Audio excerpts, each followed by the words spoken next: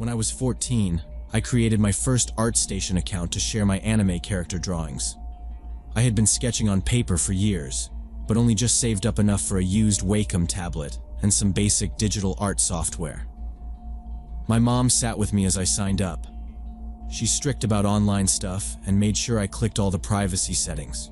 No real name, no location, no birthday showing. She wrote my new password on a sticky note and told me to use a simple profile picture. Nothing with my face. I didn't care much about all that. I just wanted to show my drawings to people who liked the same things I did. The first thing I uploaded was a digital portrait of a character from my favorite anime series. I used purple and blue tones for the hair, a blurred city background, and I remember fussing over the eyes for an hour before finally posting it. The thumbnail looked kind of small, but I felt proud. I refreshed the page every few minutes, hoping to see the little red notification icon light up. It was almost dinner time when I finally got my first comment. The username was FalconEye47. He wrote, "Great job with the colors.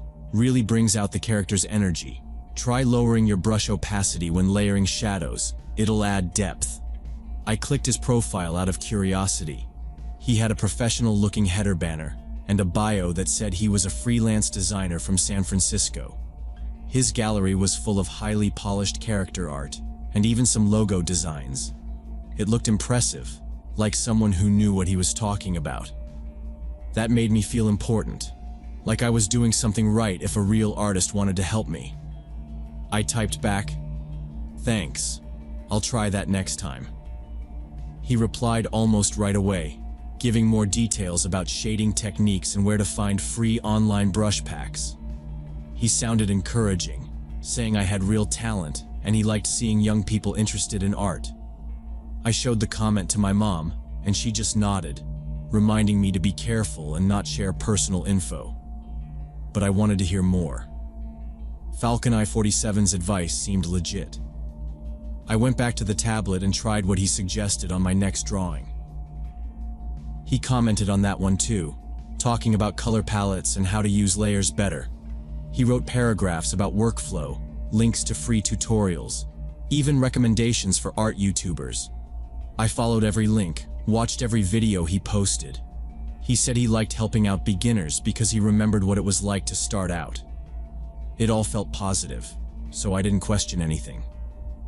Over the next few weeks, FalconEye47 commented on every single piece I posted. If I uploaded at night, he'd answer by morning. If I drew a fan art of a game character, he'd talk about lighting in the game and what made that character interesting. His comments were always a few lines, sometimes even a whole mini critique, but never mean or pushy. I liked seeing his username in my notifications. Other people started commenting too, just short things like "nice job" or "cute art," but his feedback was always the most detailed. After a while, he started adding small questions at the end of his comments. "What grade are you in?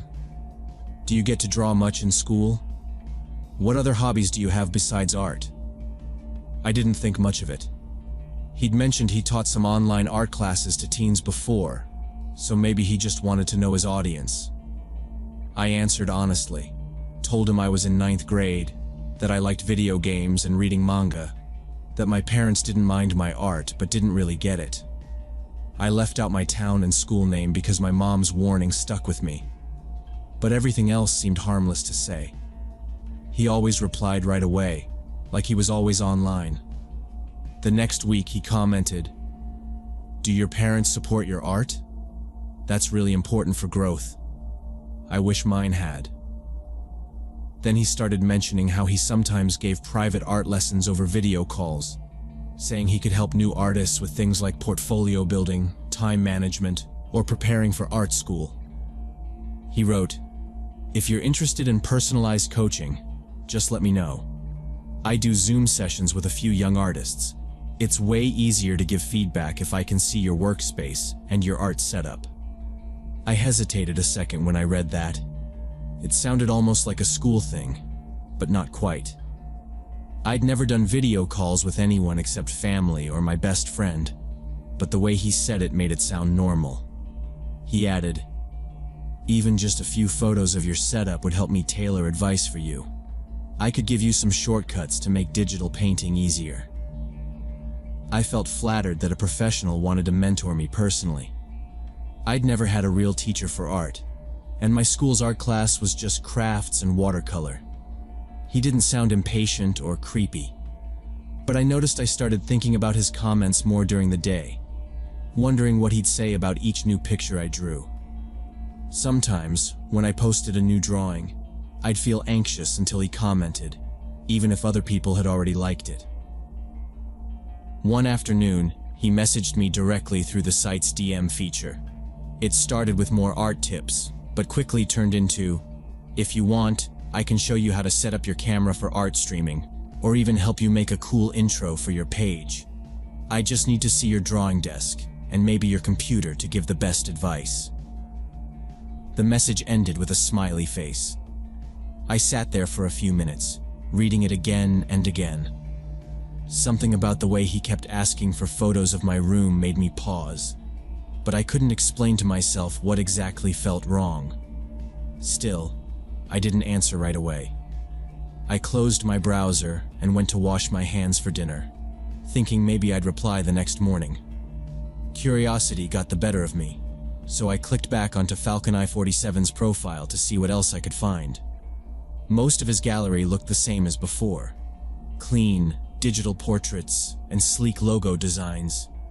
He had banners for things like game projects and graphic design. But now that I was looking closer, I noticed a lot of his posts were locked to followers only. Most profiles I'd seen had maybe one or two private pieces, but on his page, half the thumbnails were grayed out with a lock icon. His follower count seemed unusually high for someone with art that didn't really stand out. I scrolled through the visible comments and started reading what people had said to him. That's when I noticed a pattern. Under many posts, there were thank you messages from young girls. They'd say things like, "Thank you for the opportunity," or "I appreciate your creative guidance." Some of them looked like they were still in high school, based on their profile art and usernames. Their comments felt oddly formal, like they were replying to a teacher or someone they were trying to impress, but not like friends or equals. Something about the tone didn't feel natural. I felt a weird tension in my chest. I tried to ignore it but couldn't. I wanted to know what was actually in those locked galleries, so I decided to make a fake account using a different email. I chose a username that sounded older and set the birthday so it looked like I was in my 20s. I used a free avatar and copied some basic art posts from free stock images just to make the page look real. My hands shook as I set it up. I kept thinking this was overreacting, but a part of me wanted to be sure.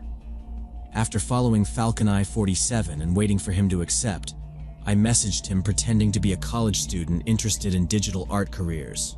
He replied fast, almost too fast, accepting my follow request and saying he was always happy to help another creative mind.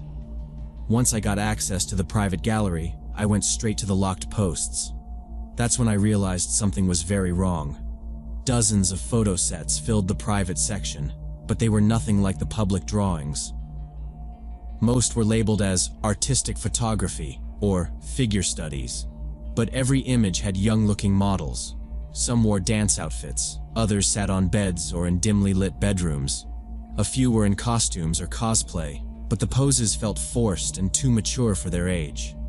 Their faces were blurred or cropped, but it was clear most of them were teenagers. Each post had a description about light, shadow, and the human form, in a way that tried to sound technical. But the more I looked, the more my skin crawled. I scrolled through comments under these photos, almost all from the same group of young followers. Their replies sounded stiff and grateful, thanking him for creative direction or support.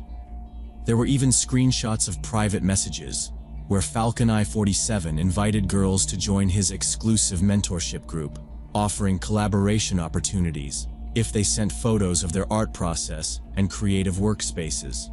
Some DMs included requests for specific kinds of photos, all phrased in a way that tried to sound innocent, asking for full-body reference shots or pictures of natural poses for study. He promised feedback, exposure, and sometimes even recommendations for art school. As I kept clicking, I saw he ran accounts on other sites and used the same language to invite more girls. My hands were sweating as I scrolled, and at some point, I stopped breathing for a second. I took screenshots of everything: the photos, the DMs, the usernames of the other girls, and the way he worded his requests. I immediately logged out of the fake account and deleted it. Then I went back to my real profile and blocked him, shutting down the DM window and locking my gallery. I changed my passwords twice, even though I knew it wouldn't undo what I'd already seen. I told myself it was over. I wouldn't talk to him again, and he'd lose interest. But I was wrong. Almost 2 weeks later, I got a notification on my phone from an account I'd forgotten existed. I'd made a backup art station when I was first starting out, using an old nickname and a different email. I clicked on the notification and saw a direct message from FalconEye47. The message was much longer than any he'd sent before. He wrote that he'd been searching for me since I'd left, that we had a special creative connection, and he could tell from my work that I was different from other young artists.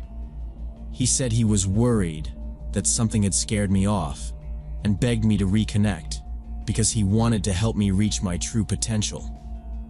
The message included more offers of coaching, but the tone felt desperate and intense. He wrote, "Please don't ignore this. I'm only trying to support you." He sent links to his private portfolio and asked for a response as soon as possible. I sat on my bed reading it over and over. My chest hurt. This time, I didn't wait. I took screenshots of everything: the DM, his profile, his follower list, the photos and conversations from before. I showed my mom and dad right away. They didn't say much at first, but they both went quiet and started writing things down. My dad called the platform support line, and my mom called the police non-emergency number. They both told me to stay off all my art accounts until we knew what to do next. Within days, the police got in touch. They said we weren't the only family who had come forward. Other parents had reported the same username reaching out to their daughters. Some girls had even sent photos before realizing what was happening. The platform froze his accounts for investigation. The officers asked me about every message, every photo, every time he'd contacted me. I told them everything. They collected all the screenshots and said a detective would be handling the case. A few weeks later, we got a call from an investigator saying FalconEye47 wasn't just one person. He ran dozens of fake profiles on multiple art and social media sites, all targeting young female artists for the same kind of mentorship. The case was bigger than anyone realized. He was arrested 3 months later. The news said he faced multiple charges for online predation and exploitation. Since then, I still draw and post my art, but I double-check every comment and every DM before I even think of replying. I never share my age, my face, or my workspace. I don't click on profiles unless I know the person from real life or from a trusted community. Sometimes, adults who say they want to help are just looking for an easy target. Now I know what to watch for, and I warn other young artists whenever I can. There are people online who pretend to be mentors but are really searching for something else. I don't let it stop me from making art, but I'll never trust that kind of kindness without proof again.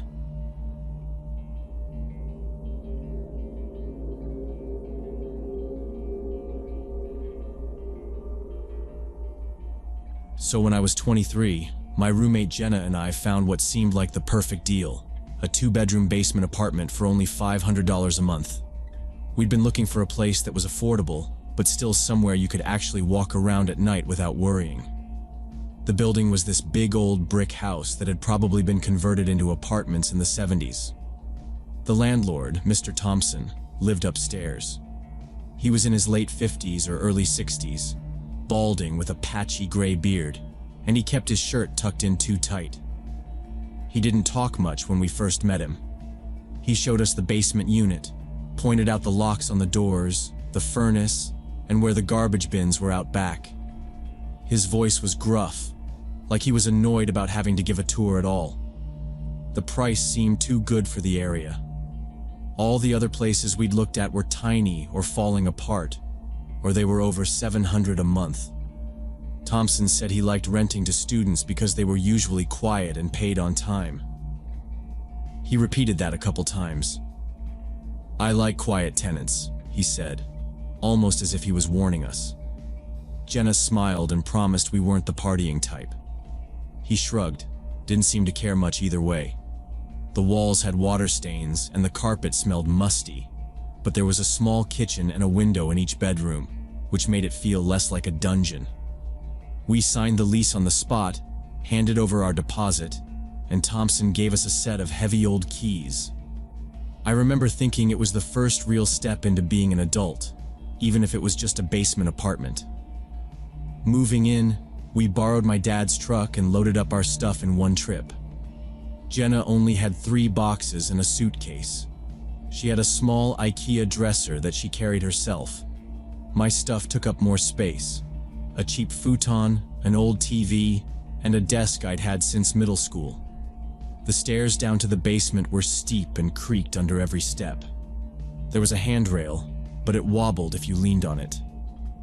The basement hall smelled like bleach and something older, like dust or mold, but I figured all old houses were like that. It was dark, but when we switched on the lights, it felt cozy enough. Jenna took the smaller room because she didn't have much furniture, and I got the one by the window that looked out into the alley. Our friends came by that weekend to help us set up. They all joked about how it was such a steal for the price. Someone made a joke about the place being haunted, but we just laughed and turned up the music. Jenna unpacked her collection of thrift store mugs, lined them up on the kitchen shelf, and I taped up a poster of a mountain view over my bed. The first week felt like a sleepover. We stayed up late watching shows, eating microwave popcorn.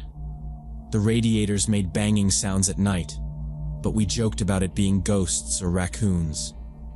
Jenna's mom brought over groceries, and my sister dropped off a used toaster. It felt like we'd lucked out. Even when we heard Thompson's footsteps creaking above us at odd hours, I didn't think much of it. He was old. Old people get up early or have weird sleep schedules. We never really saw the tenants on the first floor, just heard them coming and going sometimes. It was mostly quiet, just like Thompson liked it. The problems started within the first month of living there. I started having trouble sleeping, waking up in the middle of the night from dreams I couldn't remember, only that my heart was pounding. Sometimes I'd lie there and realize I was listening, just listening, for any sound. It was usually quiet except for a faint creaking that I thought was the furnace at first. One night, I heard a kind of rustling behind the wall next to the kitchen, the wall that bordered Thompson's storage room under the stairs. It sounded like shuffling, maybe a heavy box being dragged, or something brushing against the wood paneling. I told myself it was pipes settling or mice in the walls, but I started wearing earplugs to bed just so I could get some sleep. The noises didn't go away. They happened most nights, always after 2 or 3 in the morning. Sometimes it sounded closer, like something was bumping against the other side of the wall. I'd get up and press my ear to it. Nothing. Just silence or the sound of my own breathing.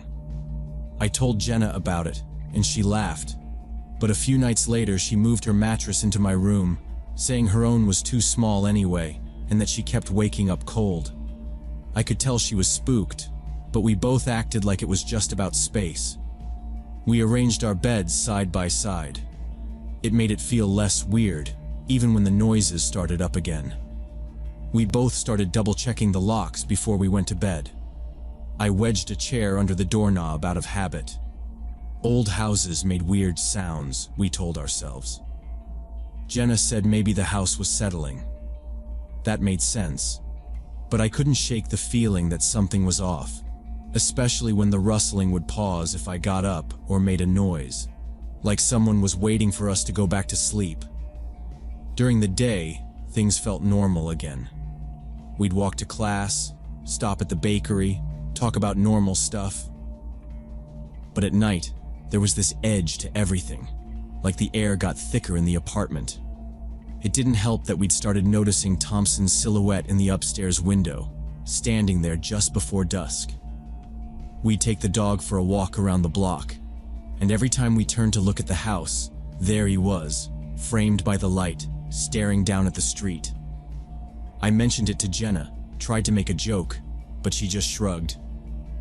"He's probably bored," she said. But neither of us liked it. We told our friends about the noises and the window thing. They laughed, said all landlords were weird, and we played it off as a funny story. But every time I turned my key in the lock, I'd glance over my shoulder at that upstairs window. Sometimes the curtain would twitch. Sometimes it looked like the light was on all night. The noises kept happening, and I kept waking up with that feeling that something was moving on the other side of the wall, just out of sight. Jenna stopped unpacking her things. We started keeping the door to the hallway locked, even when we were home. At night, I'd lie awake, listening for the next creak, waiting for whatever it was to start up again. Our friend Mark started staying over more often after we mentioned feeling uneasy. He brought a sleeping bag and camped out on the futon, making jokes about being our bodyguard. At first, it felt silly, but having another person around made it easier to sleep. The apartment was crowded, but we didn't care. Jenna and I both admitted we felt better with him there. Sometimes he'd bring snacks or pizza, and we'd stay up playing games to distract ourselves. Most nights passed without anything unusual, but I'd still hear the rustling in the walls, and once or twice Mark said he thought someone was pacing in the hall upstairs long after midnight. One night we went to a party at a friend's place across town. Mark drove. We didn't drink much, wanting to keep our heads clear. The night ended early, and we walked back from his car, cutting through the alley by our building. As we reached our back door, I saw several figures in the backyard, standing close to our windows. There was nothing casual about the way they stood, just perfectly still, not talking or moving. It didn't look like a gathering or someone smoking outside. These people were watching the house. I could see their faces lit up by the yellow porch light, blank expressions, and one of them turned as we approached, following us with his eyes.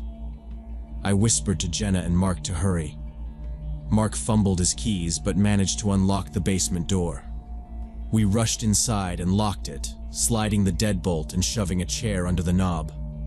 The three of us crouched low near the windows, peeking up over the sill. The figures moved closer, pressing their faces against the dirty glass, cupping their hands to see inside. Their breath left faint marks on the window pane. None of them looked familiar. No one spoke. For a few seconds, we just stared at each other, no one moving, like a silent standoff. Mark's phone vibrated suddenly, and he stepped away to answer it. He came back, pale. "That was me," he said, holding up his phone. "I just got a weird feeling and wanted to check in on you guys." It made no sense, but none of us laughed. We watched as the strangers finally drifted away, vanishing into the darkness between houses. After they were gone, we stayed up until dawn, keeping all the lights on and taking turns watching the backyard. Mark didn't leave after that night. He stayed with us for the next 2 weeks while we searched for a new place to live. The apartment felt smaller than ever, but none of us wanted to be alone in any room. The strange noises from Thompson's storage area became louder, and they happened almost every night. Sometimes it sounded like someone dragging heavy furniture. Other times it was a quick, deliberate thump, like someone knocking right at our bedroom wall and waiting for us to respond. We started leaving our shoes and bags packed, ready to leave at a moment's notice. Thompson's behavior changed too. He'd catch us coming or going and linger on the porch, asking when we'd be home or how late we'd be out.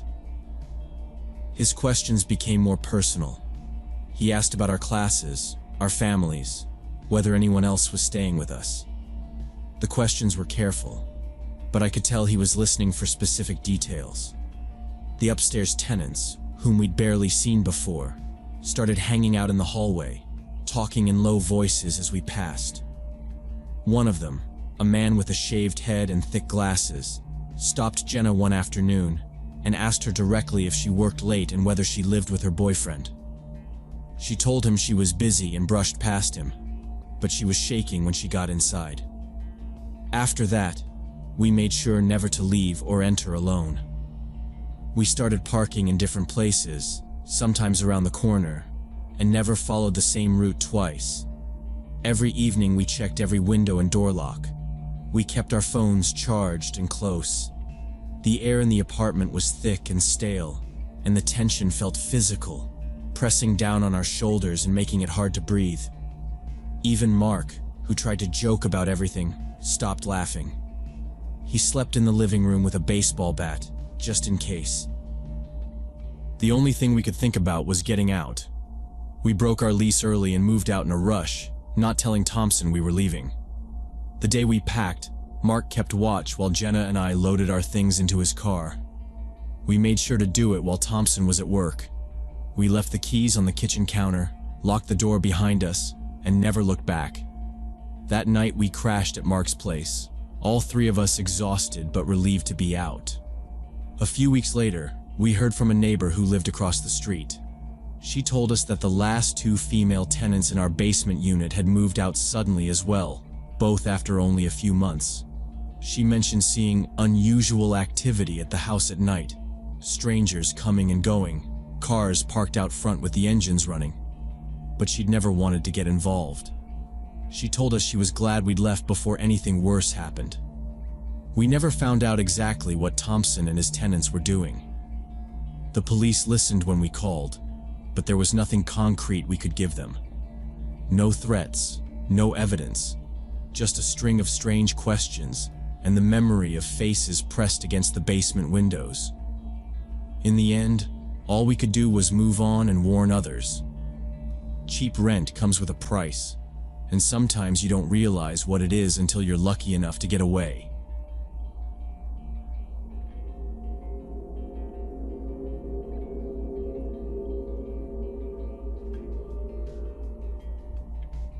It happened last year when I matched with Jason Clark on a dating app. I was living in Austin and working as a journalist at the time, so I considered myself pretty cautious about strangers. I didn't go into anything blind. When Jason messaged me, I checked his profile for anything off. He looked normal. Average brown hair, clean-shaven, the usual photos with a dog and a coffee mug at some hipster cafe.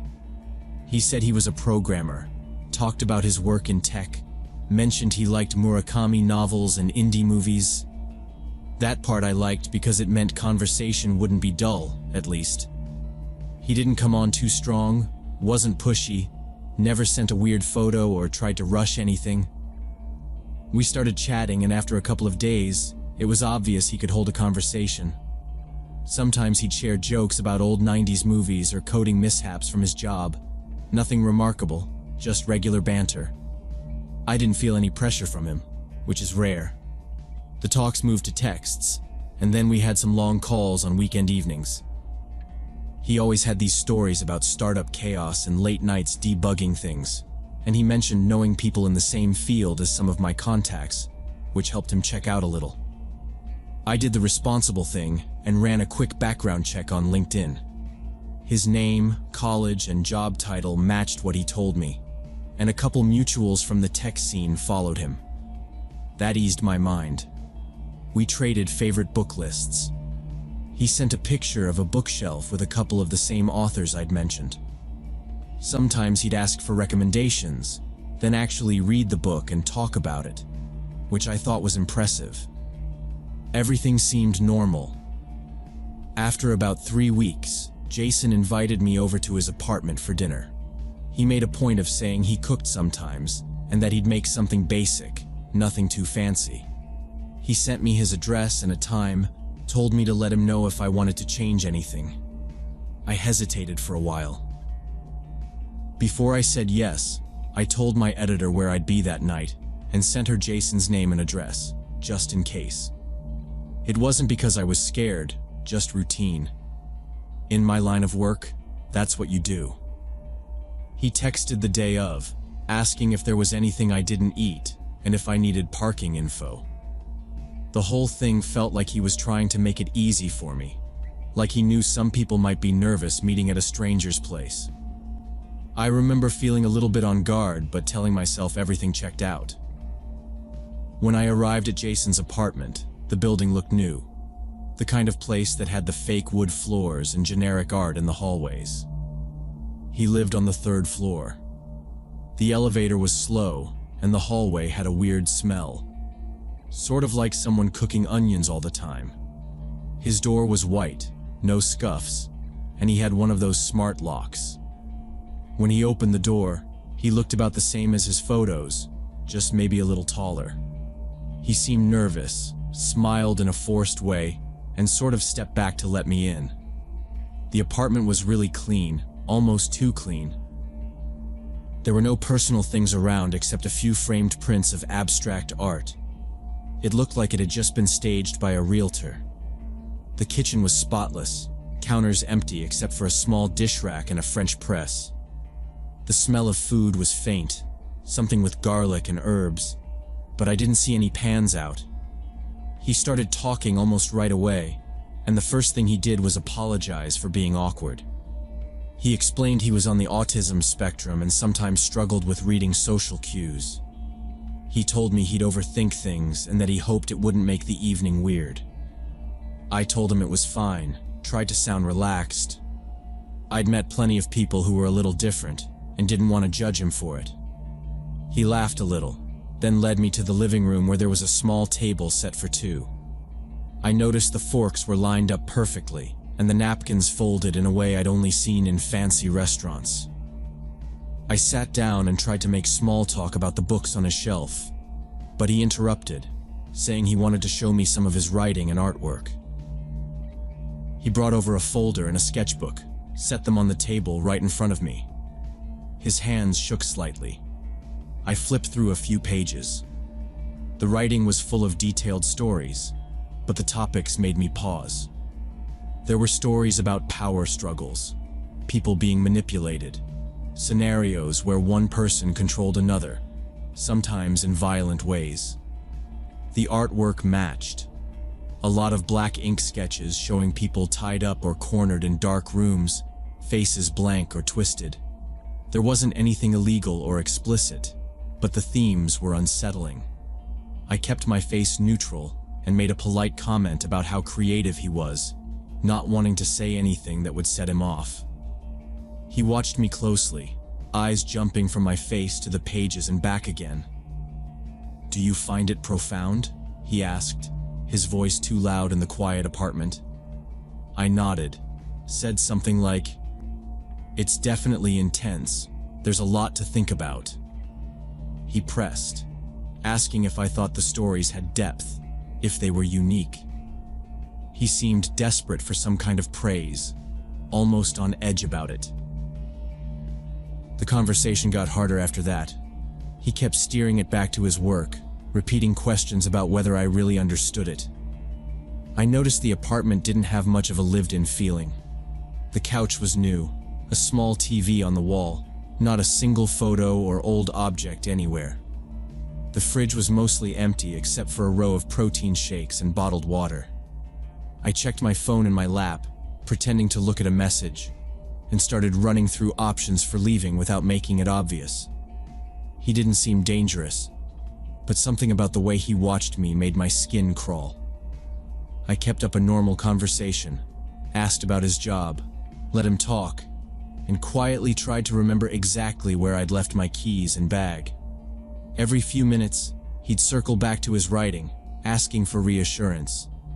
I stayed polite and waited for the right moment to excuse myself.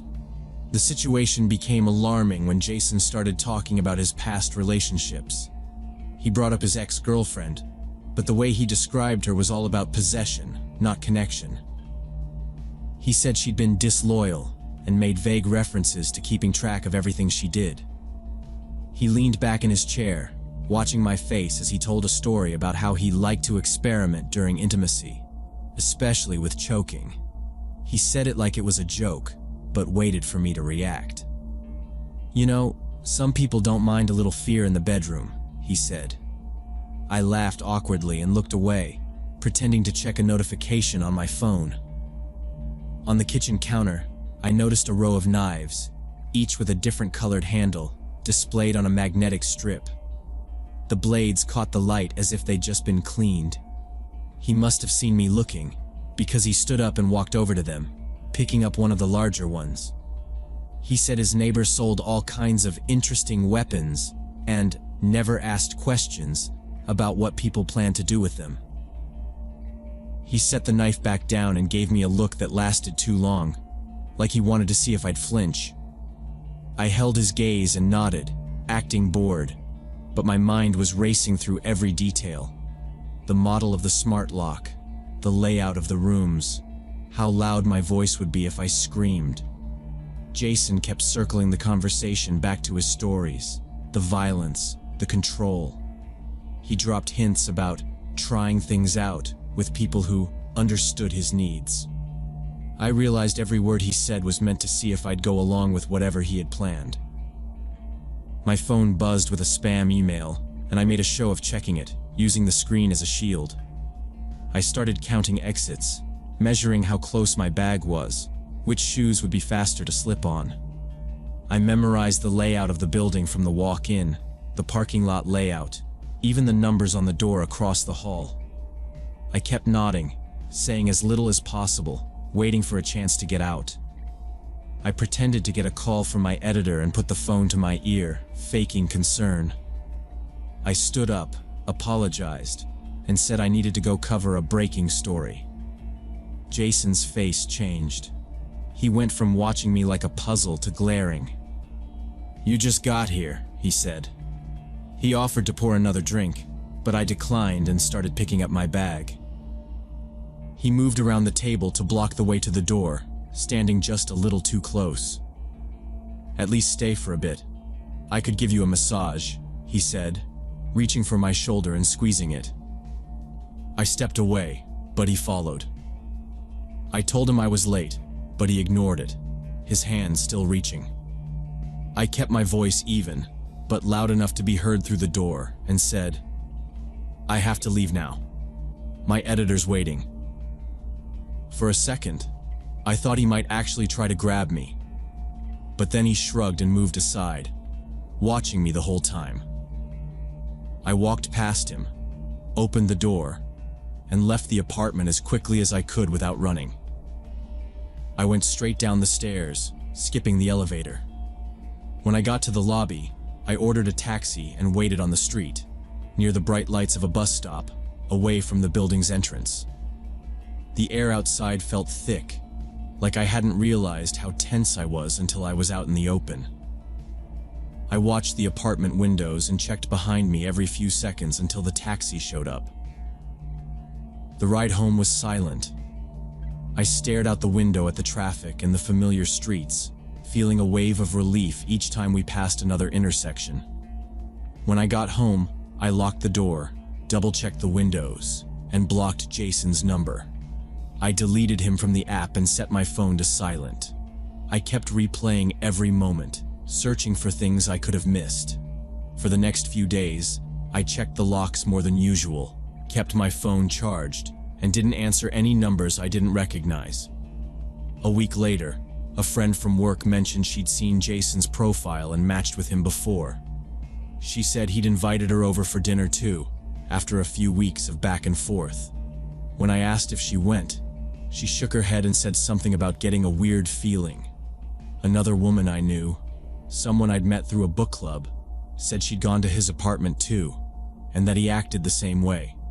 Long conversations, then a sudden shift to uncomfortable questions and stories about violence. She'd left after making an excuse, just like I had. Neither of them had reported anything.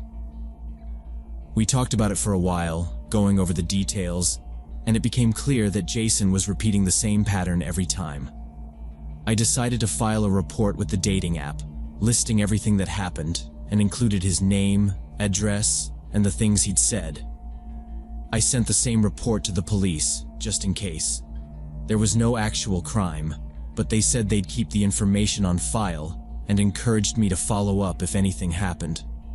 I went back to my routine, but I never let my guard down with anyone new after that. Every time someone messaged me on an app, I ran background checks, asked mutual friends, and made sure to meet in public places. I learned that even the most careful people can get caught off guard by someone who's practiced at hiding their real intentions. Sometimes, people build whole identities to draw others in, just to see how far they can push things. I never ignored my instincts after that. If something felt off, I left, no matter how minor the warning sign was. Online dating is just another way for predators to search for victims, and you have to treat every interaction with the same caution you'd use anywhere else. The sense of danger never really left. Even now, months later, I still watch for the same signs in every new conversation, and I always trust that uneasy feeling when it comes.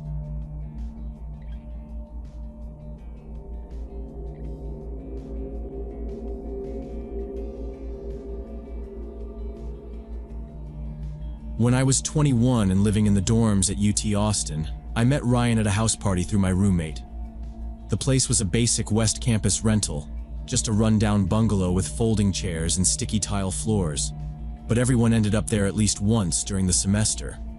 I didn't really know anyone except my roommate, so I hung out in the kitchen until she came over and introduced me to a couple of people from her high school. Ryan was with them. He was one of those people who could keep a room's attention without seeming like he was trying, and he kept telling these stories about campus that had everybody laughing. His hair was a little too long, and his jeans were always torn, but not in a stylish way, just actually ripped at the knees. After the party, I started seeing him around more. We grabbed coffee at the student union a couple times, met up before classes, and once he invited me to a movie downtown. We split a lift and got tacos after. The whole first month, things felt easy and comfortable. He wasn't pushing for anything, just asking questions. And he actually listened when I told him about my classes, or when I mentioned I had to work late at the library. Sometimes I'd text him after my shift, and he'd reply instantly, even if it was almost midnight. He always remembered the little things, like what coffee I ordered, or the fact that I hated cilantro. My roommate said he was always like that, super thoughtful, and that I shouldn't worry about anything. She'd known him since 10th grade and kept telling me he was the nicest guy in their friend group. I started to think maybe I was lucky, meeting someone normal my junior year, and it made everything at school feel more manageable.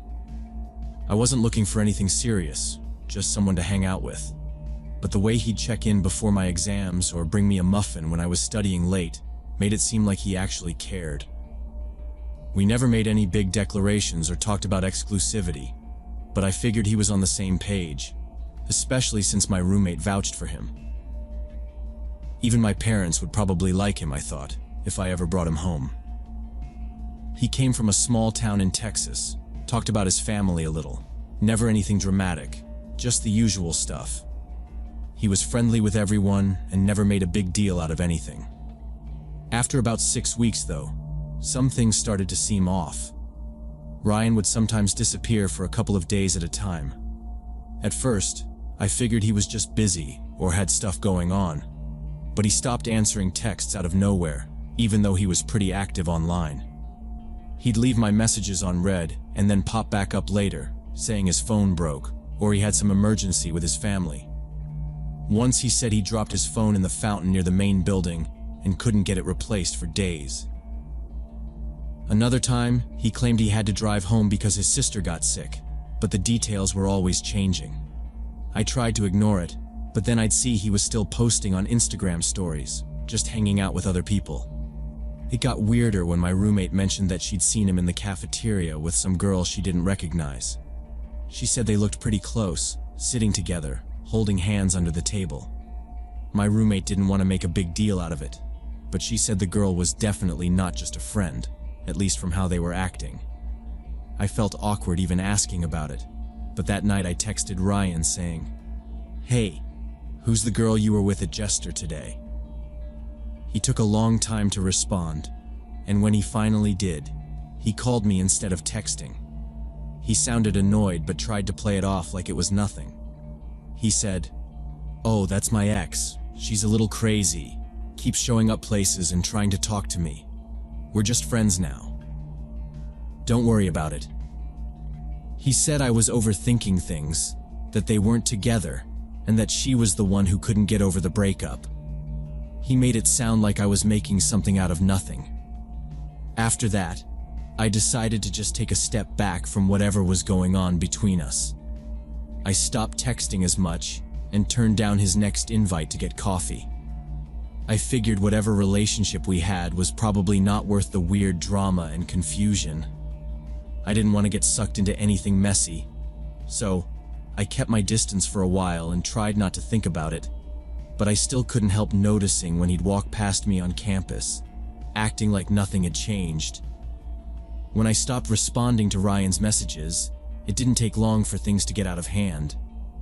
At first, he tried to play it cool, acting like nothing was wrong and sending messages like, "Hey, hope your day's going okay," or "Want to grab coffee and talk?" I ignored him, thinking he'd eventually get the hint. Instead, his texts started coming in faster, sometimes 20 or 30 a day. He switched between apologizing and sending walls of text that got angrier every time. One night, I put my phone on silent, but when I checked it in the morning, he'd left a bunch of voicemails, some of them just a few seconds long with nothing but breathing. It was bad enough online, but then he started hanging around my dorm building. The first time I saw him standing outside, I ducked behind a group of people and went back inside through the side door. After that, he started coming almost every night. He'd stand under my window, sometimes calling my name or just pacing back and forth, staring up at the windows like he was trying to figure out which room was mine. It didn't matter if it was raining or cold. He'd just show up and wait. One night, I heard someone pounding on the glass doors at the entrance. When I looked out, it was Ryan, shouting for me to come down and talk. He didn't care who saw. Security came and escorted him away, but the next night, he was back. After a week of this, I was too scared to leave alone. My roommate and I started using the back entrance or waiting for a group of people to walk with us. Even then, I'd sometimes see Ryan across the quad, pretending to be on his phone but always looking in my direction. He tried to corner me in the dining hall, but I managed to slip out before he could get close. People in my building started calling him "that crazy guy" and whispering about him whenever he showed up. A few other girls said he'd been texting them too, saying weird stuff about me. I started feeling embarrassed to even be around campus, worried people thought I'd done something to deserve his attention. The whole thing kept getting worse. One night around 3 in the morning, he started shouting my name outside my window. He was loud enough that the RAs called campus police. They took him away, but he came back 2 days later, waiting for me by the bus stop. After that, campus security started patrolling our building more often, and the head RA told me to keep a log of everything that happened. I didn't want to get anyone else involved, but it was getting impossible to avoid him. I stopped going to events and barely left my dorm unless I had to. A few weeks into this, Ryan caught me coming out of a psychology lecture. He blocked the hallway, not letting me pass. He started talking fast, his voice low but shaky, telling me about a fight with his ex-girlfriend. He said she'd tried to kill herself after they argued, that it was my fault because I'd ignored him. He claimed he was the only thing keeping her alive, but she took pills after he told her about me. He said they'd both ended up in the hospital, and then he started crying, telling me I'd ruined everything in his life. Before I could move, he grabbed my arms, squeezing hard and shaking me a little as he shouted about how I was responsible for all his problems. People in the hallway stopped and stared. 2 students came over, pulling him off me and shouting for help. I could hear Ryan still yelling behind me as I walked away fast, my heart pounding in my chest. Campus police showed up, took statements, and Ryan was escorted to the dean's office. They asked if I wanted to file a formal report. I told them everything, and when I did, the officer said Ryan already had a record of warnings for aggressive behavior toward other female students. I hadn't known how far it went until then. The university moved quickly after that. They issued a temporary restraining order and told me Ryan was banned from campus while they completed their investigation. I got a call from the dean's office, letting me know he'd been expelled for violating multiple conduct policies. I didn't see him again after that, but for months I felt jumpy every time I walked around campus, always checking over my shoulder. My friends tried to get me to go out and act normal, but it took a long time to stop feeling like he might show up somewhere. About 6 months after everything ended, I got a Facebook message from someone I didn't recognize. It was a long message from a girl named Kayla. She said she was Ryan's girlfriend, the real one, and that they'd been living together the whole time he was messaging me. She'd just had a baby, and she'd found my name in some old emails. Kayla said she'd seen my report when the university sent her the conduct file as part of their investigation into Ryan. She thanked me for speaking up, said it was what finally gave her the courage to leave him.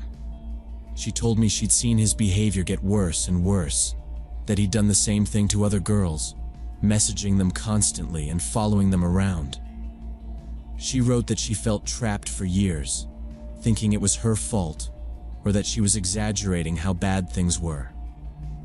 Finding out that Ryan had a pattern, that he'd hurt and threatened other people, was what made her decide to leave for good. She took her baby and moved in with her mom. She told me she was sorry for what happened to me, that none of it was my fault. Reading her message made everything real in a new way. I felt a little relief knowing someone else understood how it felt.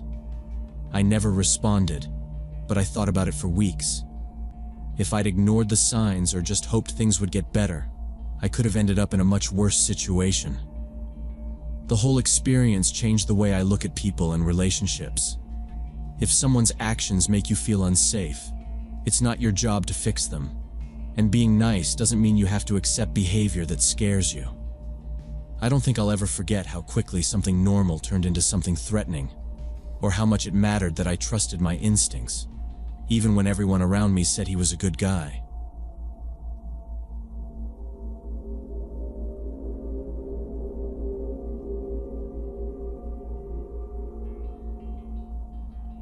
When I was 19, I lived with 3 other girls in a 2-bedroom apartment about 15 minutes from campus. It wasn't a fancy place, but it was close to the university, and the rent wasn't too high, so we made it work. The building was the typical old red brick kind you see all over the city, a little beat up around the edges, with an elevator that rattled and a front door that never really shut all the way unless you shoved it hard. My roommates were Sarah, Emily, and Priya. We all got along pretty well, at least well enough to share kitchen space and complain about the heating bills in the winter. That evening, I was at the kitchen table editing some notes for my journalism project, when Emily came in with a bottle of cheap wine and suggested we do something fun. She'd seen the camera I'd borrowed from my department, one of those big Canons with the detachable lens and all the dials I didn't really understand. "We should take some real photos," she said, setting the bottle down hard. "Like, not just selfies." Sarah and Priya both said yes right away. The sun was going down, and the apartment was filled with that orange light that makes everything look better. So, I put the camera strap around my neck, and we started in the living room. We moved furniture, made a mess, but nobody cared. Sarah posed with a houseplant. Emily wrapped herself in a throw blanket like a model, and Priya balanced on the arm of the couch, pretending she was some kind of influencer. I just snapped photos, trying to figure out how to focus right. sometimes asking them to hold still so I could adjust the settings. We laughed a lot, probably more than we should have. The bottle of wine was gone fast, and after that someone found a speaker and put on music, not too loud so we wouldn't bother the people downstairs. The mood was light. Priya kept saying she wasn't photogenic, but she posed the most. I got shots of everyone by the windows, under the kitchen light, even sitting on the worn-out rug near the heater. It was just normal stuff, nothing weird, nothing fancy. I was careful with the camera, making sure not to drop it, because I'd signed a form when I borrowed it that said I'd pay if anything happened to it. After a while, Sarah suggested we try some shots in the bedrooms. Our rooms were small but had big mirrors and one of those old wooden dressers with a shiny surface. She flopped onto her bed, hair spilling over the pillow, and I took some shots from the doorway. Emily stood by the window, holding back the curtain. I remember how she laughed when she saw her own reflection in the glass. I took a few more pictures, just moving from room to room, letting everyone get their turn. Priya posed at her desk, pretending to read, and I got a shot of her through the doorway. At one point, Emily insisted we all get a group picture on Sarah's bed. I set the timer and ran to jump in. The camera caught us all in a blur, hair in our faces, everyone half laughing. When we finally finished, it was close to 10. I loaded all the photos onto my laptop so I could pick out a few for my assignment. The rest, we said we'd keep for memories. Everyone wandered off to get ready for bed or scroll their phones. I plugged in my laptop at the kitchen table, feeling tired but good, and started going through the shots. There were more than I realized. Close-ups, goofy faces, a lot of blurry ones where someone moved too fast. Sarah came over after her shower, wrapped in a towel, and leaned over my shoulder to look at the pictures. She laughed at the group shots, making fun of her own expression. Then she stopped and tapped my screen. "Wait, go back." I clicked back a few frames. The photo was one I'd taken of Emily lying on her side in her room, her head towards the dresser. In the dresser's mirror, just behind Emily, there was a dark shape. At first, I thought it was just a shadow or maybe some jacket hanging on the door, but Sarah shook her head. "No, look, that's not us." I zoomed in. The shape was the height of a person, just behind Emily in the reflection, where nobody should have been. It was all wrong. There was no coat rack there, and Emily's door had been closed behind me when I took the photo. I felt something tighten in my chest, but I didn't say anything. I scrolled through the next set of pictures. More of the bedroom. In the corner of one, you could see a sliver of the window, and again, there was a shadow. A shape that looked like someone standing just outside the glass, even though we were on the 3rd floor. I called Emily and Priya over. They came in, half joking, until I showed them the zoomed-in shot. We all leaned in close to the screen. Emily said, "That's just a trick of the light." But she sounded nervous. We started checking all the photos with any kind of reflection.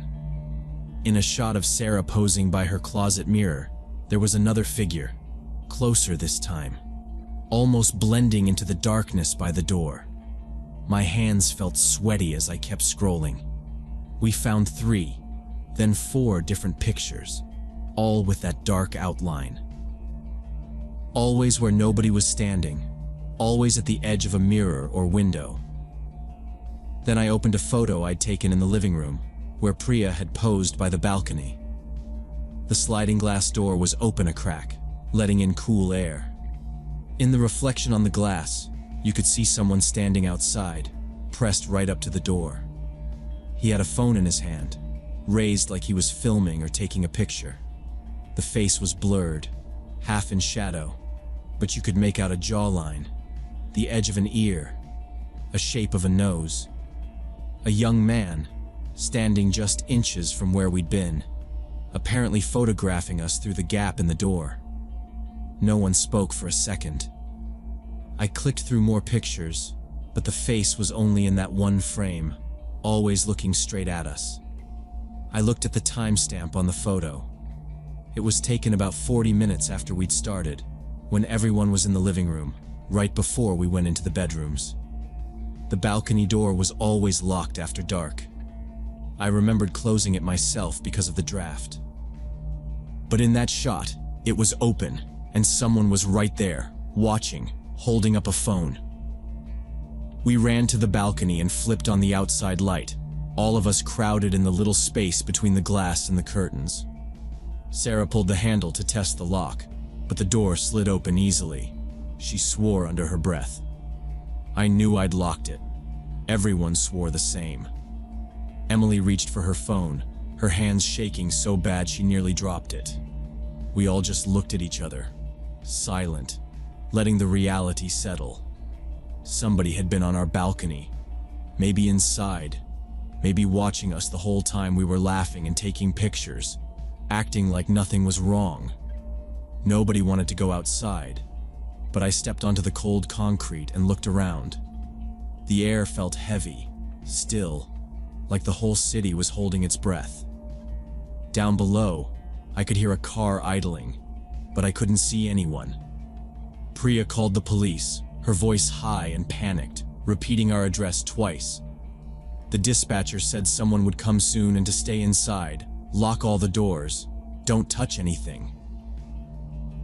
We went room to room, checking windows and doors.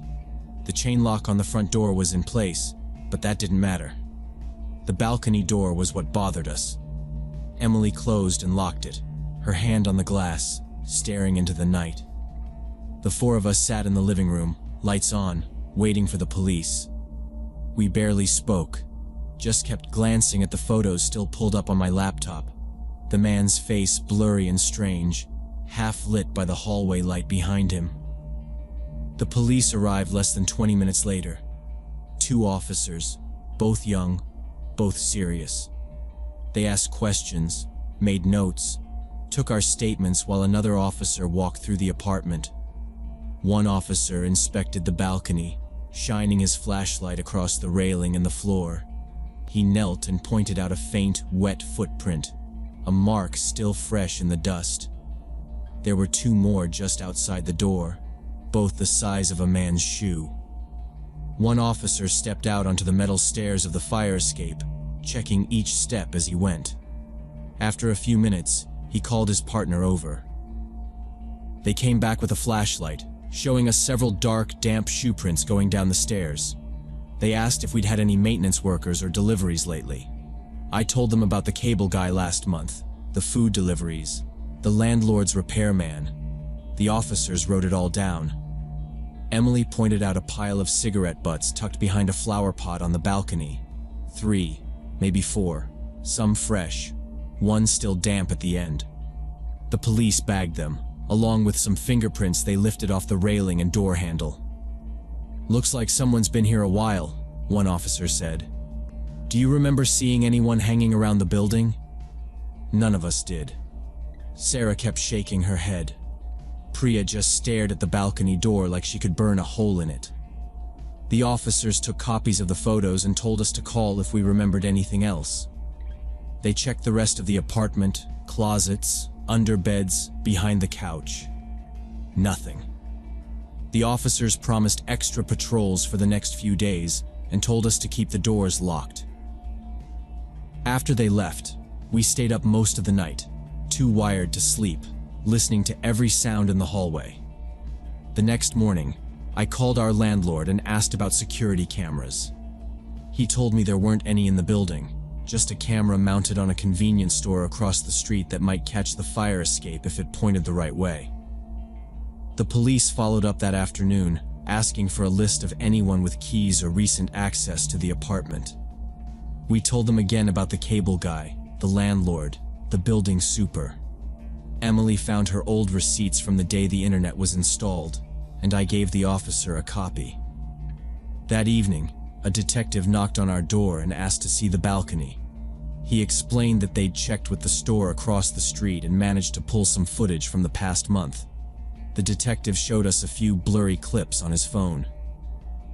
You could see a man, hood pulled up, climbing the fire escape late at night, sometimes standing on our balcony, sometimes just leaning against the railing, smoking.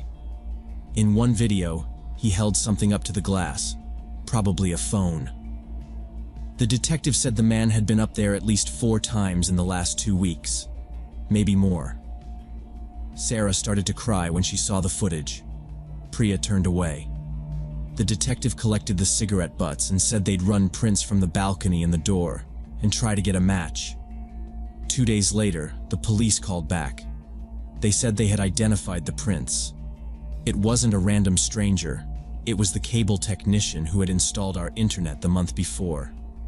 He had access to the building, had come inside to set up our router, and had been alone in the living room for a few minutes while I checked the connection in my room. He'd even joked about the view from our balcony, I remembered. He must have unlocked the door then. The detective said his fingerprints were on the balcony railing, the door handle, and the lighter found under the flower pot. The man's phone records showed he was in our building on the nights he'd been captured by the security camera. He'd come back again and again, sometimes for hours, watching, sometimes just standing outside. The footage from the store showed him carrying something small, likely a phone or small camera, each time. The police asked if we had noticed anything missing, anything disturbed, but we couldn't think of anything specific. Just the feeling that the apartment wasn't really ours anymore. 2 more days passed. Then, another call. This time, the detective's voice was tight. They had executed a search warrant at the cable technician's apartment.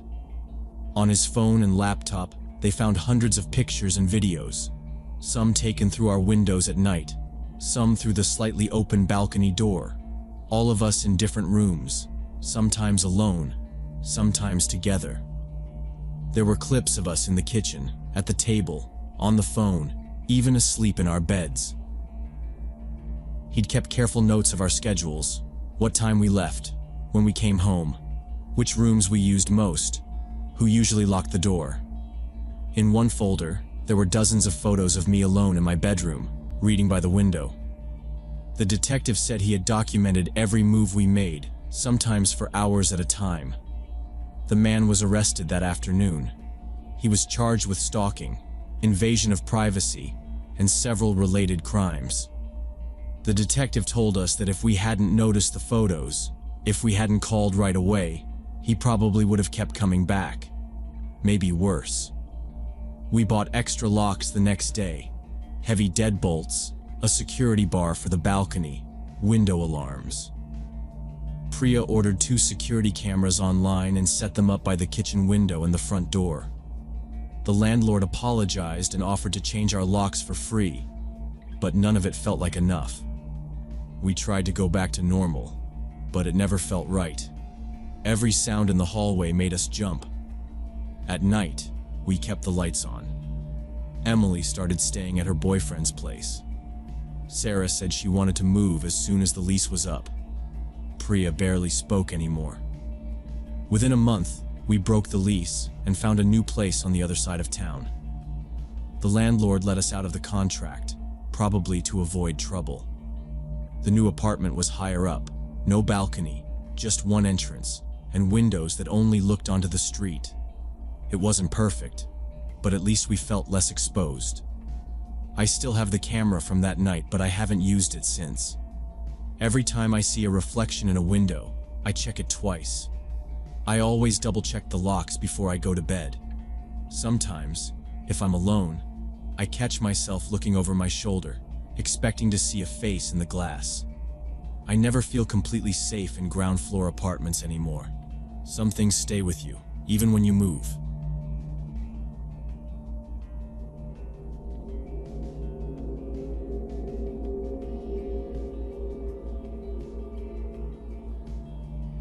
When I was 16, I met Ethan in the school cafeteria in Atlanta.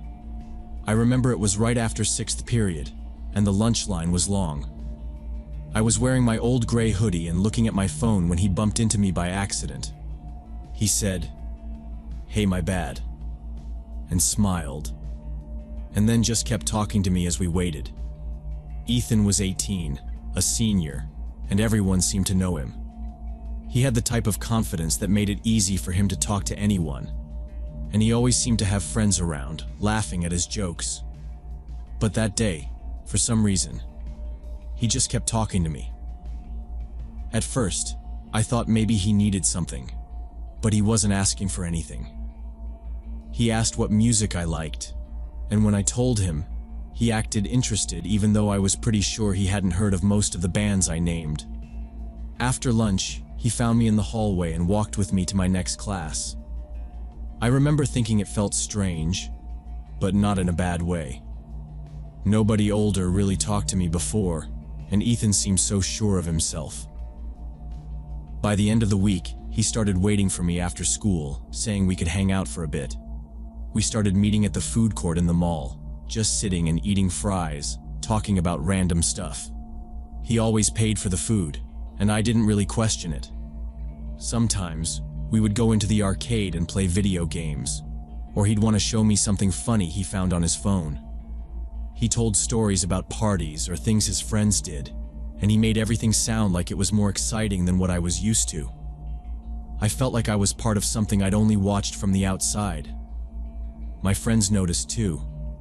They would ask me what it was like hanging out with Ethan, if he was as cool as people said. I didn't know how to answer. He was funny, and he made me feel like I was the only one who got his jokes. He always seemed to notice if I looked upset or tired, and he'd say things like, "You okay? If anybody's messing with you, I'll handle it." Sometimes he would show up outside my last class, and I'd see my friends watching through the window, whispering to each other. A few of them said I was lucky, that it was a big deal an older guy liked me. After a few weeks, it started feeling normal for him to call me every night. He would text to see if I was home, and if I didn't reply fast enough, he'd call. Sometimes he'd ask about my family or what my teachers were like, and he'd make me laugh at how he described his own old teachers from the year before. Once, when I told him my mom was strict about curfews, he made a joke about sneaking me out the window and meeting at the Waffle House after midnight. I laughed, but I knew I wouldn't actually do it. Everything seemed good for a while. It felt like my life had shifted. On weekends, Ethan would ask if I wanted to come over to his house, where he lived with his older brother. Sometimes I went, and we'd just play games or watch movies, nothing weird. He'd order pizza and tell me stories about what it would be like after graduation, talking about getting a car, maybe moving out, making plans that seemed huge to me. But slowly, Ethan started making these small comments that stuck in my mind. At first, it was just little things, like telling me I should wear my hair differently, or that I looked really young in some of my old clothes. He'd say it with a smile, like it was a joke, but then he'd tell me I'd look better in something tighter or different colors. I tried to brush it off, but after a while, I started feeling self-conscious about what I wore around him. He also talked about my friends, saying stuff like, "Why do you hang out with them? They seem kind of immature." One day, when I was laughing with my best friend before lunch, he came over after and said, "You know, you're way too mature for them. They're holding you back." At first, I told him it wasn't true, but he kept repeating it, saying he understood me better than anybody else. He'd tell me that my friends didn't get what I wanted in life, that they would stay stuck doing the same things forever. I didn't really argue, but I started pulling back from them, just a little. If they invited me to go somewhere after school, I'd tell them I was busy. I started thinking maybe Ethan was right, that he saw something in me nobody else did. I noticed I was texting my friends less and Ethan more. He'd ask me to tell him if anyone at school was bothering me, and once when a guy from my math class joked around with me, Ethan asked if he was flirting and why I laughed. When I got a part-time job at a cafe near the school, I was excited. It was my first real job, and I wanted to have my own money. I told Ethan about it, and he smiled and said, "That's great. You're going to be awesome." I started training in the evenings, learning to use the register and clean tables. A week after I started, Ethan told me he was thinking about getting a job too. Then, a few days later, he came in during my shift and filled out an application. I was surprised, but he said, "I just want to spend more time with you. It'll be fun. We can work together, and I'll help you with anything you mess up." The manager interviewed him on the spot, and soon after, he started training as a server. The first shift we worked together, he kept making little comments to me about how to do things better, showing me how to carry more plates, how to talk to customers. At first, I thought it was sweet. He was older, he had more experience, and I thought he was just trying to help. But then, when other coworkers tried to chat with me during breaks, Ethan would show up and join the conversation, making jokes at their expense or changing the subject. He started insisting we take our breaks together, and if I made plans to hang out with anyone else after work, he'd say, "Why would you want to hang out with them? You have me." The first week we worked together, I thought it was just because we were close. I didn't notice right away how much I was starting to avoid talking to anyone else. After Ethan started working at the cafe, he took every chance to watch who I talked to and what I said. If I was chatting with a coworker about something simple, like who was closing that night or if anyone wanted to split tips, I could feel his eyes on me from across the counter. He never looked away, even if it made things awkward for everyone else. At first I tried to ignore it and kept doing my job, but soon I started getting nervous anytime someone tried to talk to me. He'd ask, "What did you talk about?" after every shift. If I told him it was just work stuff, he'd want to know exactly what was said. Once, a regular customer complimented the way I made his coffee, and Ethan pulled me aside after my shift and said, "You smiled too much at that guy. Don't give people the wrong idea." I tried to laugh it off, but he wasn't joking. After that, I caught myself checking every word, every smile, just to avoid making Ethan angry. He told my mom he wanted to help out and offered to drive me to and from school and work. At first, my mom thought it was responsible and even thanked him, but it didn't feel right. He'd wait outside after my shift, standing by his car with his arms crossed, always on time. If I wanted to walk home or take the bus with someone else, he'd act disappointed and say, "What, you don't want to be with me?" I started letting him pick me up every day because it seemed easier than arguing. He found ways to show up wherever I went. Once, my old friends planned to meet at the park after school, and I said I might stop by. Ethan showed up just as I got there, saying he was just in the area. After a while, my friends stopped inviting me. Even when I wanted to go, I'd end up canceling because Ethan would text, "You sure you want to hang out with them? They never treated you right." Eventually, most of my messages to friends went unanswered. On weekends, if I wanted to do something on my own, he'd offer to drive or tag along. If I refused, he'd say, "Why are you acting so weird?" If I texted anyone while I was with him, he'd ask who it was. Sometimes he'd look at my phone when I wasn't paying attention, scrolling through my messages. If I tried to talk to my mom about it, she'd say, "You two are together all the time. That must mean you're close." And I'd just nod.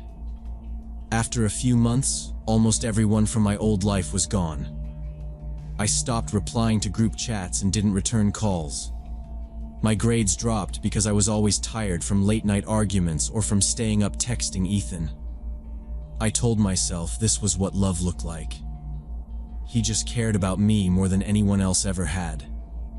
He said we were different than other couples, that we understood each other better. I wanted to believe it was true.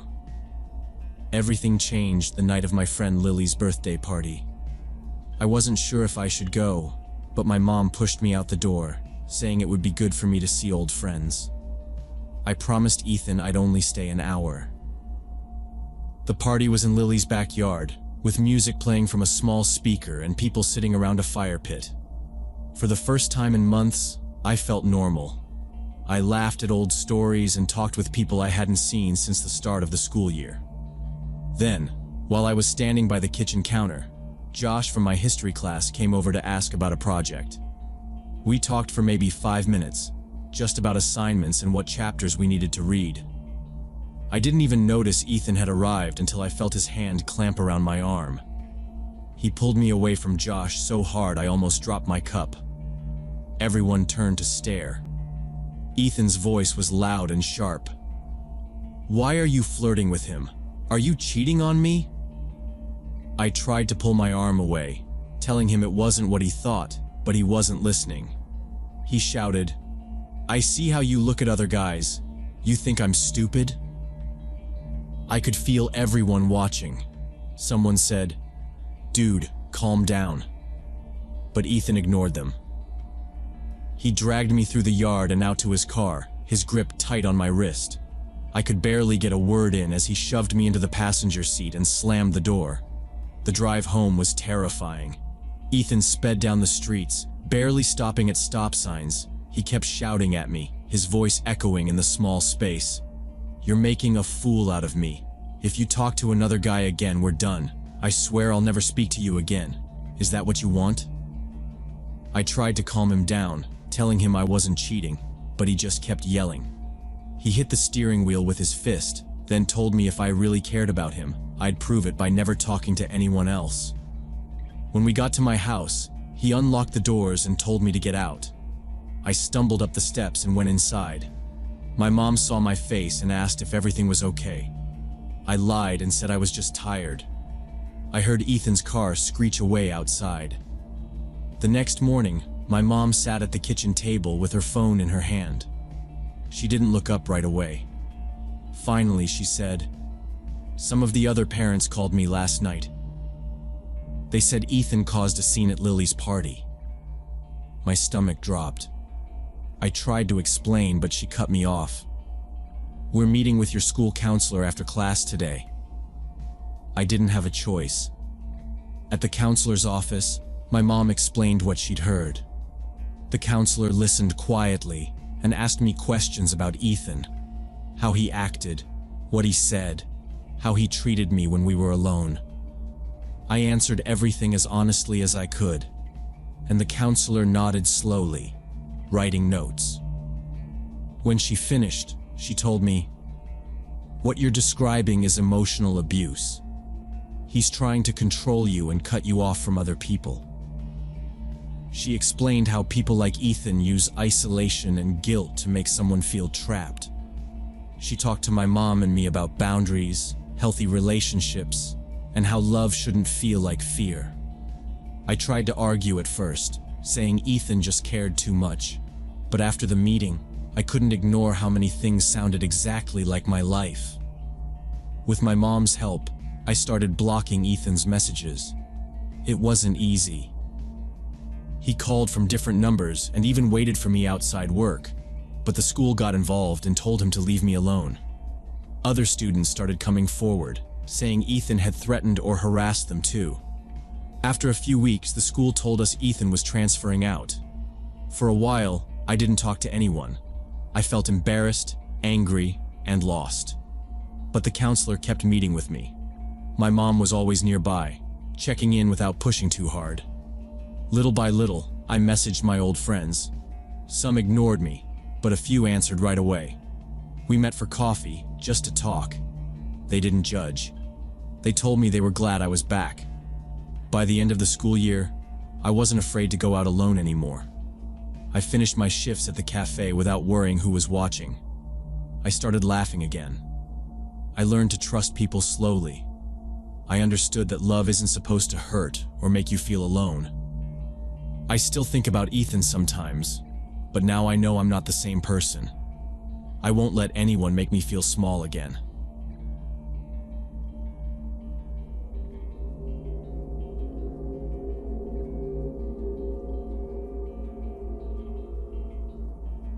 I had been painting houses for most of my adult life, so when I got offered the Victorian place out in the countryside, I didn't hesitate.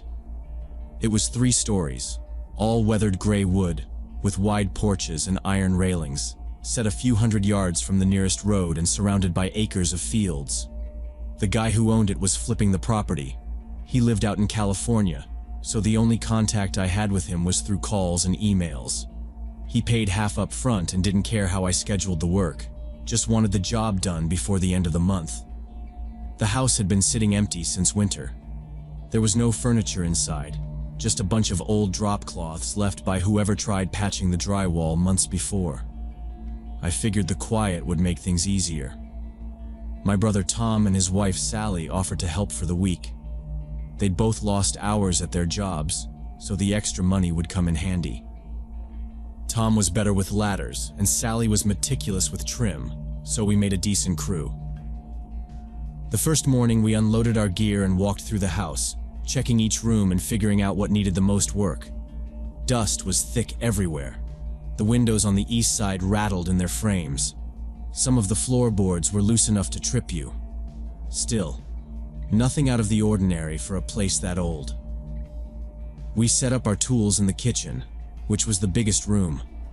All the paint cans and brushes lined up on the counter, drop cloths rolled out, tape along the baseboards.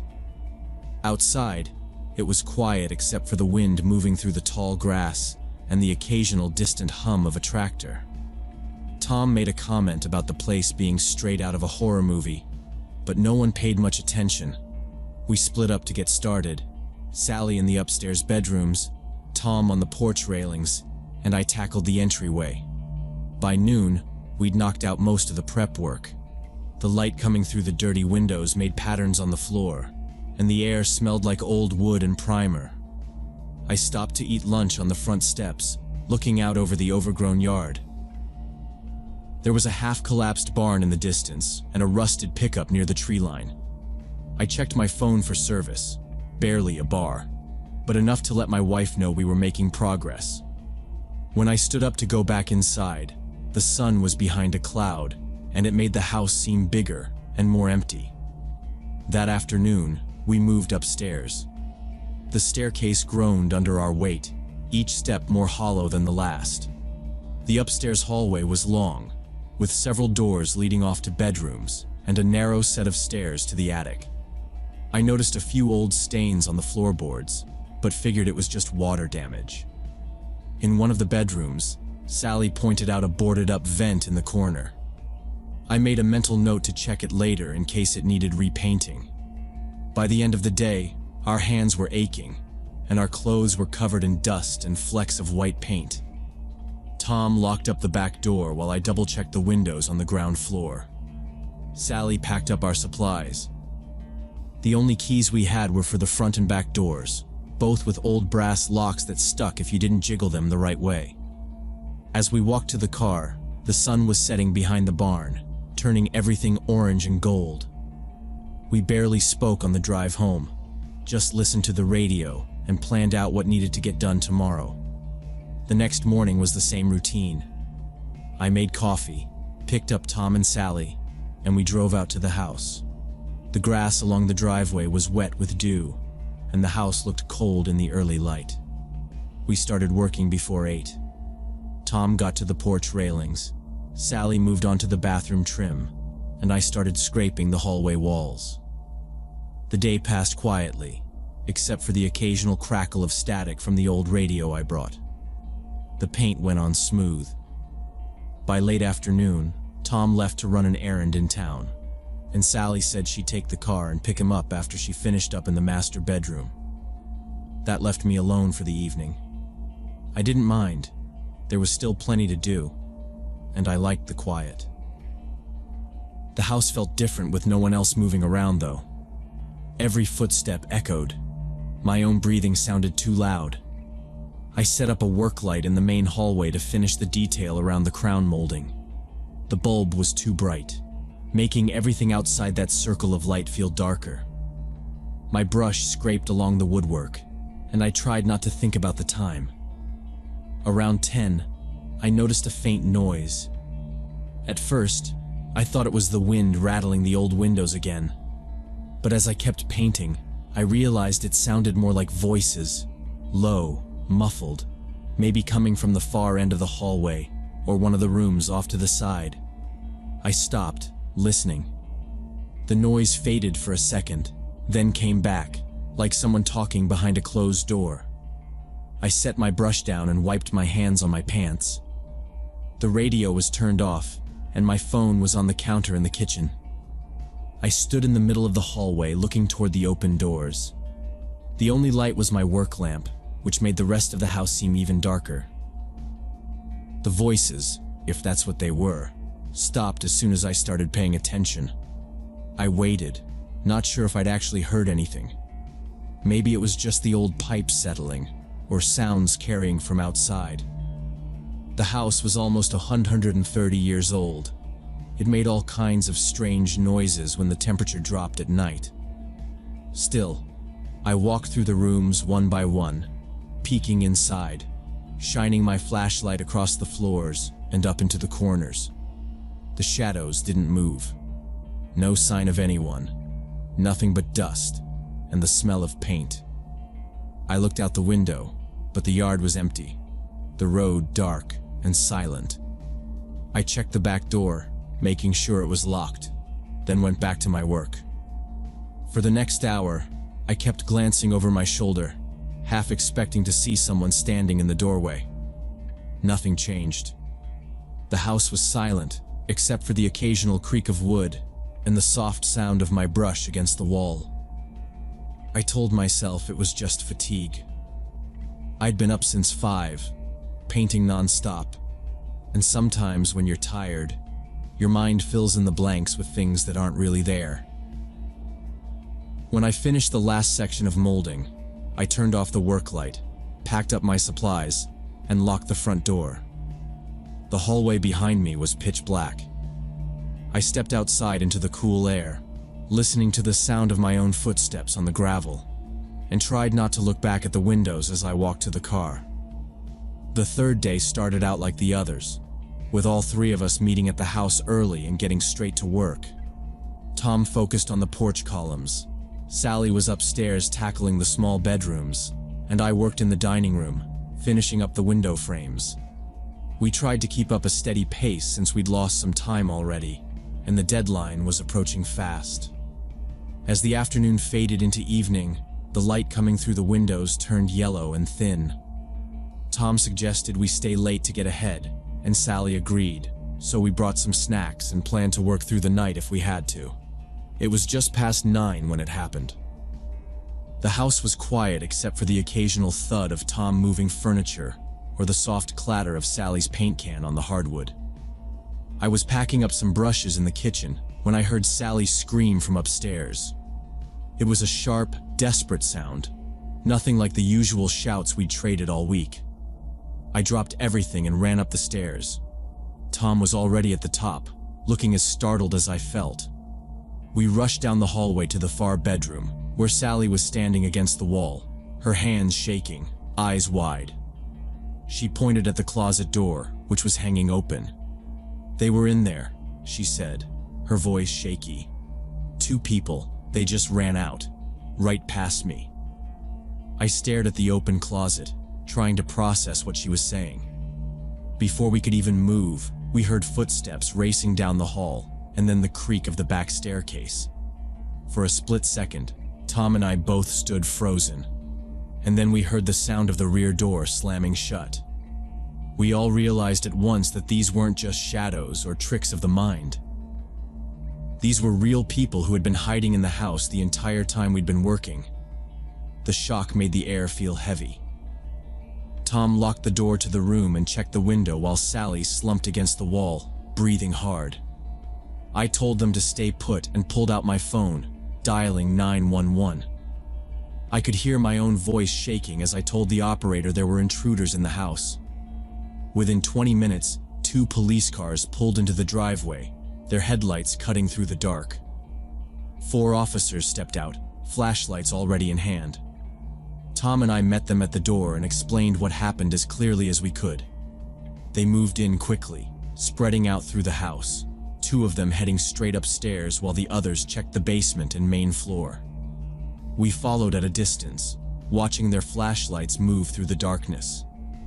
The search took almost an hour. The officers went from room to room, opening closets, checking behind doors, and shining their lights into the corners. In the basement, they found signs of people living there. Old sleeping bags, piles of dirty clothes, food wrappers, and empty water bottles. In one of the storage rooms under the stairs, they found two women huddled behind a stack of boxes. Both looked thin, their clothes dirty and torn. In another dark corner near the boiler, they found a man who tried to hide under an old blanket. The officers told them to stand up and show their hands. All three looked terrified, but they didn't resist. One of the officers pulled us aside and explained they'd found several makeshift knives and sharpened metal tools on the intruders. Nothing sophisticated, but dangerous enough.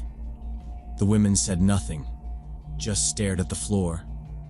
The man mumbled about having nowhere else to go, that they'd been there since last winter, even before the new owner bought the place. They claimed they didn't want trouble, just needed a warm place to sleep. The police kept the three of them in the kitchen while other officers went through the rest of the house, looking for more evidence. They found more sleeping areas upstairs, blankets and old cushions arranged in hidden corners. There were empty cans, a few old books, and a broken phone charger plugged into a wall outlet. The officers told us they'd been using a broken basement window to get in and out, slipping through at night and avoiding the main rooms during the day. That explained why we hadn't seen them before. After gathering their things, the police put the three homeless people in the back of the patrol cars. One officer took our statements and said they'd be charged with trespassing and possession of weapons. He showed us the basement window where the latch was broken clean off, pointing out the marks where it had been pried open over and over. "You'll want to get this fixed before you do anything else," he said. "People find places like this and move in. Sometimes it's not just the homeless. Sometimes it's worse." When the last cruiser left, the house felt empty in a new way. The echo of the officer's boots faded down the hallway.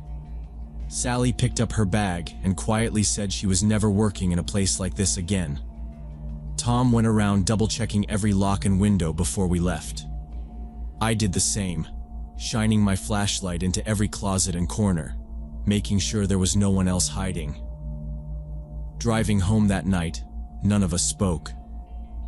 I kept thinking about the hours I'd spent in that house alone, with strangers hiding just a few walls away. I thought about the closet door swinging open, the rush of footsteps, and how close we'd come to something much worse. Now, before I start any job, I always do a walkthrough of the whole property, every floor, every corner, before I even unpack my tools. I never work alone in empty houses anymore, not in the countryside, not anywhere. There are too many ways for things to go wrong, and I don't want to learn that lesson twice.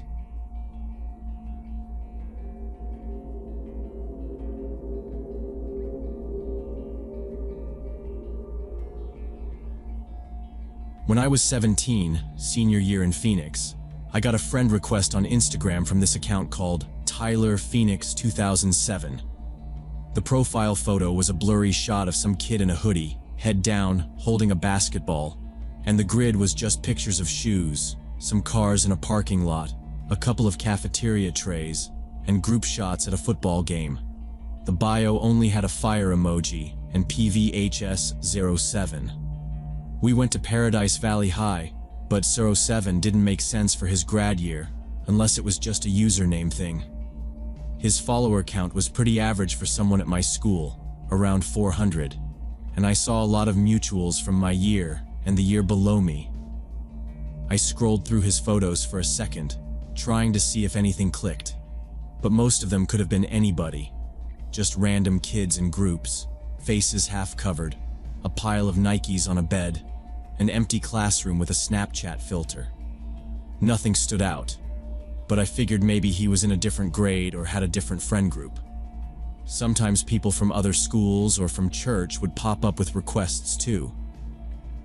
His stories were the same, just him and friends at the mall, a ticket stub from a Suns game, some gym selfies with the faces covered. I looked for any weird DMs or anything off, but nothing. We had 7 mutual friends. I accepted it. After that, I didn't really think about it. I had practice, homework, and a part-time job at a sandwich shop, so my phone was just buzzing like usual. A few minutes after I accepted, I saw the message notification pop up. Hey. That was it. I opened it, just out of habit, and saw he'd already started typing again. I go to PVHS too. Saw you around campus. You seem chill. I answered back something basic like, hey, cool. What grade are you in? He said he was a junior, but I still couldn't place his name.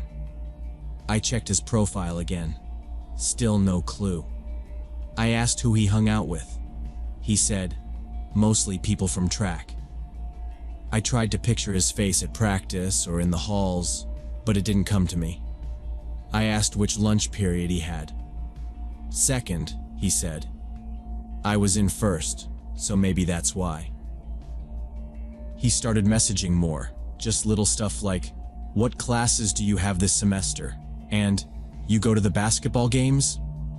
I kept my answers short, not rude, but just enough to keep the convo normal. He seemed nice enough, used a lot of emojis, joked about the cafeteria food. But he never sent a selfie, and his profile didn't have a single photo where you could clearly see his face. By that night, he'd sent maybe a dozen messages, all pretty normal, but the questions kept coming. Where do you hang out after school? Do you ever go to Dutch Brothers? Who do you usually walk with to the parking lot? I gave vague answers, just said, depends, or sometimes with friends. I got a feeling he wanted to keep the chat going all night. I replied less and less. At one point, he asked if I was free to meet up after school the next day. Where? I typed. He said, by the old equipment shed, behind the gym. That spot is tucked away from the rest of campus, a narrow strip between the football field and the faculty parking lot. The equipment shed is this old, faded white building with rusty padlocks, a spot kids sometimes went to smoke or hide out, but not a place you'd pick for a normal meetup. It was way out of the way and nobody walked by there after practice except maybe a couple of janitors. The last time I'd even been near it was sophomore year when my friend lost her keys.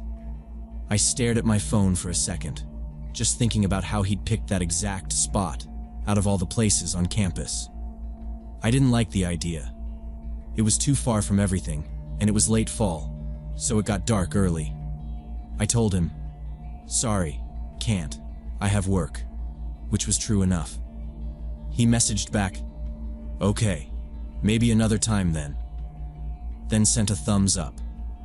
That was the last thing I replied to that night. I left my phone on my desk and got ready for bed, still trying to remember if I'd ever actually seen him at school. I double-checked his profile again before I went to sleep. Nothing had changed, and I scrolled through the mutuals one more time. I figured maybe he'd just gotten the wrong person, or maybe he really was just shy like he said. But I couldn't shake off how specific he'd been about where to meet. I left it on red and set my alarm for early, just in case. The next afternoon, I kept thinking about the equipment shed and the strange way Tyler had picked that spot. I was tired all day, barely heard anything in my classes. I didn't mention any of it to my friends. When school let out, I took my usual seat near the back of the bus. About halfway through the ride, I started feeling like someone was watching me, and I glanced out the window. There was a gray sedan behind us, just 2 cars back. The bus made its stops, kids getting off, and the sedan stayed with us, turning every corner, never speeding or honking, just moving slow. At first, I figured it was a parent picking someone up, but it followed us for way too many stops. My hands felt sweaty. I didn't want to make it obvious, but I kept looking back every few seconds. When we finally turned onto Oak Avenue, I could still see the gray car behind us. It crept forward as the bus stopped, pausing at each crosswalk.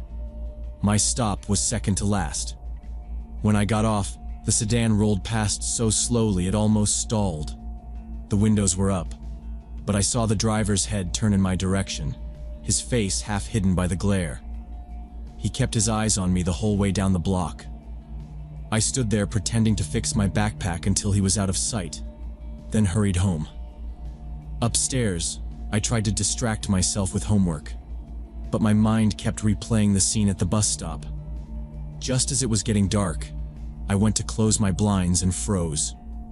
The gray sedan was back, parked across the street, engine off, no lights. I stepped away from the window and went downstairs. My mom was making dinner. I told her there was a car sitting outside, maybe the same one that followed the bus. She glanced out, shrugged, and told me not to worry. Said it was probably just a neighbor or someone visiting. I watched through the blinds for the next hour. The car didn't move. I tried not to let it get to me, but I double-checked that our doors were locked before bed. The next morning, I checked my phone out of habit, expecting to see more messages from Tyler. But his account was gone. It wasn't just blocked. I searched every way I could think of, but nothing came up. Our mutual friends weren't following him anymore, and his likes on posts had vanished. I texted one of my classmates asking if she remembered the account. She said she thought he was some new kid, but now wasn't sure. That afternoon, the school sent out an email blast to all parents and students. My mom showed it to me when I got home. The principal warned everyone about unknown adults trying to contact students through Instagram and Snapchat, sometimes pretending to be teens from our school or a nearby district. There were a few details about fake profiles using student photos, and how several girls had received messages asking to meet up in secluded areas or near the athletic fields. My heart raced as I read it. Later that night, a group text started in our grade group chat. Someone posted that the police had visited her house after she'd reported creepy DMs from a guy who claimed to know her schedule and asked to meet her behind the field house. More people chimed in. Different accounts, but same approach. Always a normal-looking profile. Always asking to meet somewhere out of sight. A few even mentioned seeing unfamiliar cars on their street or at their bus stops after turning down a meetup. I scrolled through the messages, feeling a pit in my stomach as I saw the pattern. By the next day, police cars were circling the campus in the mornings and afternoons, and teachers started checking IDs at the gates. The counselors came to homeroom to talk about online safety and told us to report any contact from strangers immediately. Someone's older sister who worked at another high school said the same thing was happening there. All the accounts were a little different. Different names, slight changes in usernames, but the photos looked similar, and the conversations were always the same. The accounts would vanish as soon as someone got suspicious.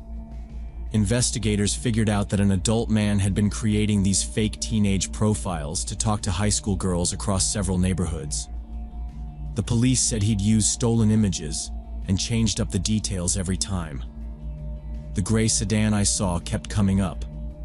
Other girls in our district said they saw similar cars parked near their houses after they ignored the DMs or declined to meet. None of the girls actually went to the meeting spots, and the ones who reported the accounts got the messages to stop for a while.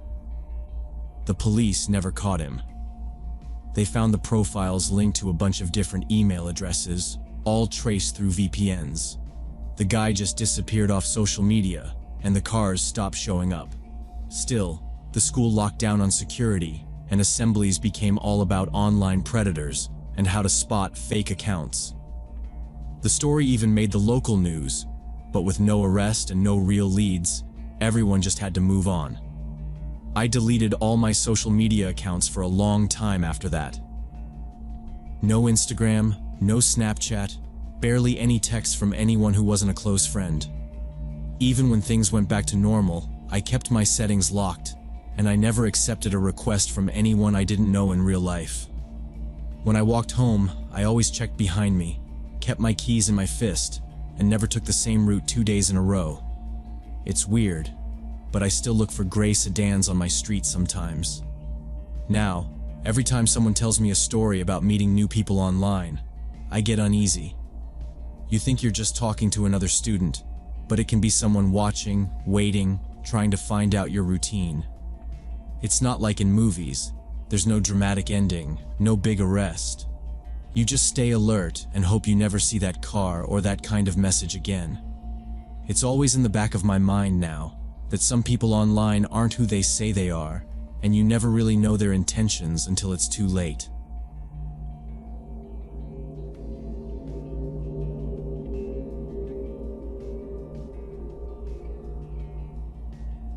When I was 8 years old, Brian moved in across the street from us. He was 9, a skinny kid with bright red hair, pale skin, and freckles across his nose and cheeks. I noticed right away that he only wore black clothes. Always black jeans, a black t-shirt, sometimes a hoodie even when it was hot. He didn't talk much to the other neighborhood kids, and when he did, he kept his voice low, almost whispering, so you had to lean in to hear what he said. It was summer, and most days we played outside till dinner, riding bikes up and down the cracked sidewalk or kicking a ball against the curb. I was curious about Brian, so I started saying hi, even though he barely looked at me. After a while, he'd walk over to my yard and stand there with his hands in his pockets, just watching. One afternoon, he finally said, "I can read people's minds, you know." His eyes stayed on the ground, but he looked up at me from under his hair. I didn't know what to say, so I just shrugged and told him I didn't believe him. He smirked a little, not really a smile, and said, "You don't have to. I already know you're lying." I remember thinking he was weird, probably just trying to mess with me, so I laughed and went back to my basketball. But Brian didn't go away. He watched me shoot hoops for a while, then said, "Your mom hides cookies in the green tin on the top shelf." I froze. I never told anyone that. My mom had a green cookie tin she tried to keep secret, and I was the only one who found it. I asked Brian how he knew. He just tapped his finger on his temple, real slow, and whispered, "I just know stuff." It wasn't just once. A few days later, we were sitting on my porch steps, and he said, "Your dad's coming home late tonight because he stopped at the gas station. He's getting cigarettes, even though he says he quit." My dad did come home late, and I heard my parents fighting about cigarettes after dinner. I started feeling unsettled whenever Brian was around. He'd come by without knocking, just standing on our lawn staring up at my window until I noticed him. Sometimes he'd say something that I'd only been thinking about, like, "You wish you could go to the pool more," or "You're scared of the basement." It was never anything big, but it was always right. When I asked him how he knew this stuff, he just smiled a little, never really showing his teeth, and tapped his temple again. My mom asked about my new friend. I didn't know what to say. I told her Brian was a little weird, but seemed okay. She watched him from the kitchen window sometimes, and once she said, "Is that boy all right? He seems quiet." She told me to be polite but careful, which just made me pay more attention. I started watching Brian more closely. When we played, he never seemed to get excited or laugh much.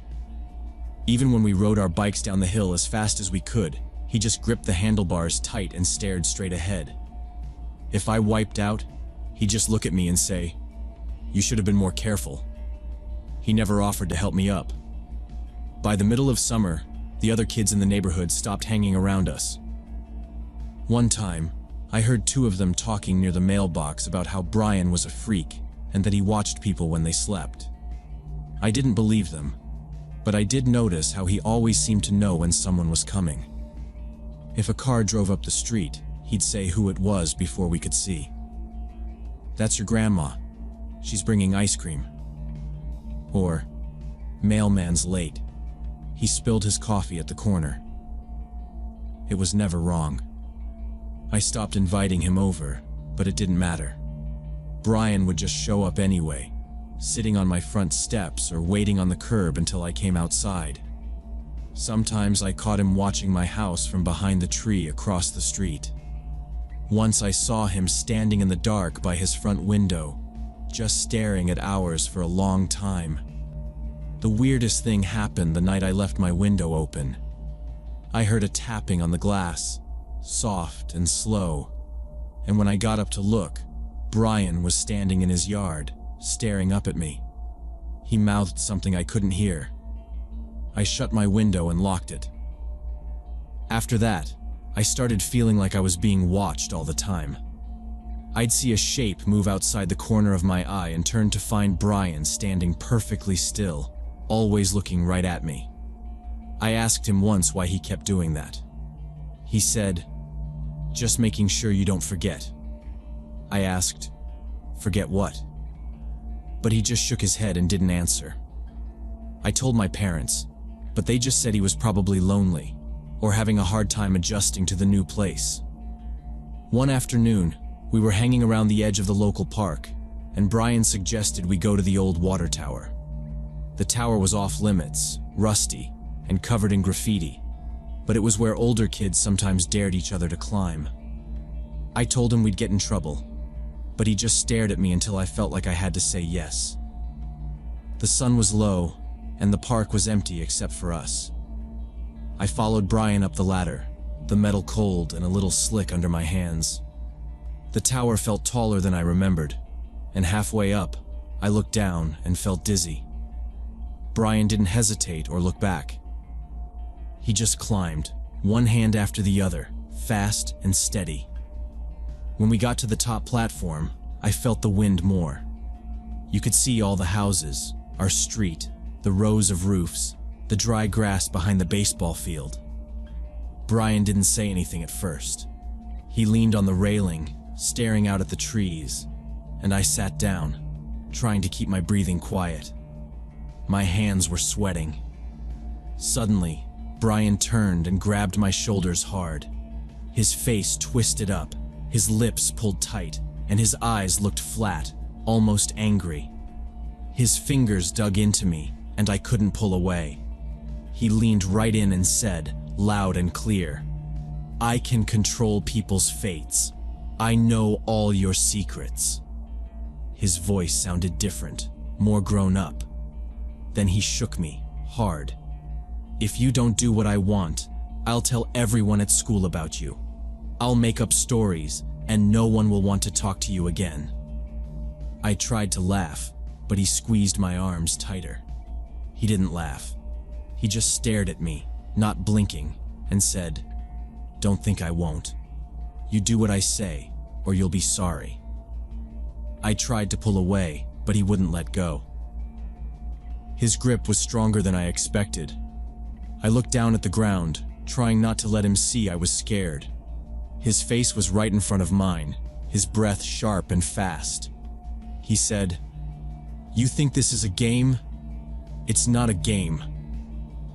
I tried to keep my voice steady, told him to stop messing around, but his eyes stayed locked on me, and something in the way he looked at me made my stomach twist. I knew then he wasn't playing. After that day on the water tower, things changed fast. Brian started showing up at my house more often, always with some new demand. At first, it was small stuff. He'd say he forgot his lunch or didn't have any money for the ice cream truck. But then he told me I had to bring him money from my piggy bank every week. If I hesitated, he'd threaten to tell my parents that I'd broken something in his yard or stole candy from the store. I knew he was lying, but the way he said it made me freeze up. He made me do his homework too. Math, spelling, reading, whatever. Sometimes he'd shove his worksheets at me after school and whisper, "You know what happens if you say no." I didn't even try to argue anymore. Then he told me I had to cover for him. He'd disappear for hours, and when his mom or mine asked, he'd nudge me to say we'd been together, playing video games or riding bikes. Once, my mom asked why I was always at Brian's house. I just said he needed help with homework. The lies started to pile up, but Brian acted like he was in control of all of it. One afternoon, he held up his phone and showed me some random screen. "This app tracks you," he said, "so don't try to hide." He kept saying he always knew where I was, and I didn't question it. I started taking longer routes home just to see if I could lose him, but he always seemed to know. When I finally said no to bringing him my lunch money, my phone buzzed that night. There was a photo of my house, dark, with my bedroom window right in the middle of the frame. The porch light was off. I stared at it for a long time, not sure what to do. The next morning, another photo came through. It was me, sleeping, blanket pulled up to my chin. I couldn't remember opening the window, but I must have. The photo was taken from outside, through the glass. My skin crawled. I didn't sleep much after that. When Brian showed up, I handed him my lunch money without a word. I did his homework, ran his errands, and tried not to make him mad. If he asked me to lie for him, I did it. I was too scared to do anything else. For a month, it felt like I was trapped. Every time I looked up, Brian was there. If I walked to the store, he was standing by the bike racks, arms crossed, just watching. If I went to the park, he was already sitting on the swings, staring at me. Sometimes he'd just follow behind, silent, close enough that I could hear his breathing. At school, he started telling stories to the other kids. He'd walk up to a group and say, "You know what he did?" and then make something up. Stupid things, but embarrassing enough that people started whispering about me. He'd smirk if I tried to defend myself, always standing close by. My homework took twice as long because I was doing mine and his. I stopped finishing projects and missed a spelling test because I stayed up too late. My grades started slipping. My mom sat me down one night, asking if something was wrong, but I just shook my head. I was scared Brian would find out if I told her anything. He kept telling me he could read my mind. If I so much as thought about asking for help, I'd get another photo that night. Me walking to school, me at my desk, me playing outside, always taken when I thought no one was watching. By then, I was barely eating. My hands shook whenever Brian came near. I stopped going outside unless I had to. My parents argued about what was going on, and my mom threatened to take me to a doctor, but I just said I was tired. At school, the counselor pulled me aside once, but I didn't say much. I was terrified Brian would find out and do something worse. I checked the windows every night, locked my door, and pushed my dresser in front of it, even though I knew it wouldn't matter if he really wanted to get in. The day everything broke was a Tuesday. I came home from school and found another envelope in our mailbox. Inside was a photo of my little sister playing in the yard. The note with it said, "I see everything." I ran to my room, locked the door, and sat on the floor for an hour, shaking. That night, I couldn't take it anymore. I went to my parents' room and just started talking. Everything poured out. Brian, the homework, the photos, the threats, all of it. My parents listened. My dad got angry, but not at me. My mom hugged me for a long time. They called Brian's parents that night. I could hear yelling through the phone, doors slamming across the street. Later, my parents explained what they found out. Brian had been seeing a psychologist since before he moved here. He had behavioral issues, problems with lying, and a habit of manipulating people. There was no mind reading, no special tracking app. He'd watched our house, hidden in the bushes, climbed up close at night, used his phone to take pictures. He'd listened at windows and followed me everywhere. The photos weren't magic, just a kid sneaking around, using what he saw to scare me. The school got involved right away. The psychologist talked to me and to Brian. He was removed from class and started homeschooling. After a few weeks, his family put their house up for sale. 6 months later, they were gone. moved to another state. The rumors at school faded, but I still felt people staring sometimes. I spent a long time in therapy. The psychologist said what Brian did was called psychological manipulation and stalking. My parents apologized for not seeing it sooner. For a while, I jumped at every noise, checked the windows before bed, kept the lights on all night. The nightmares faded slowly. The only good thing was learning it wasn't real. Brian had no powers, no special knowledge. Just a kid who knew how to scare people. Even now, I still close the curtains tight every night, and I never leave my window open, not even a crack.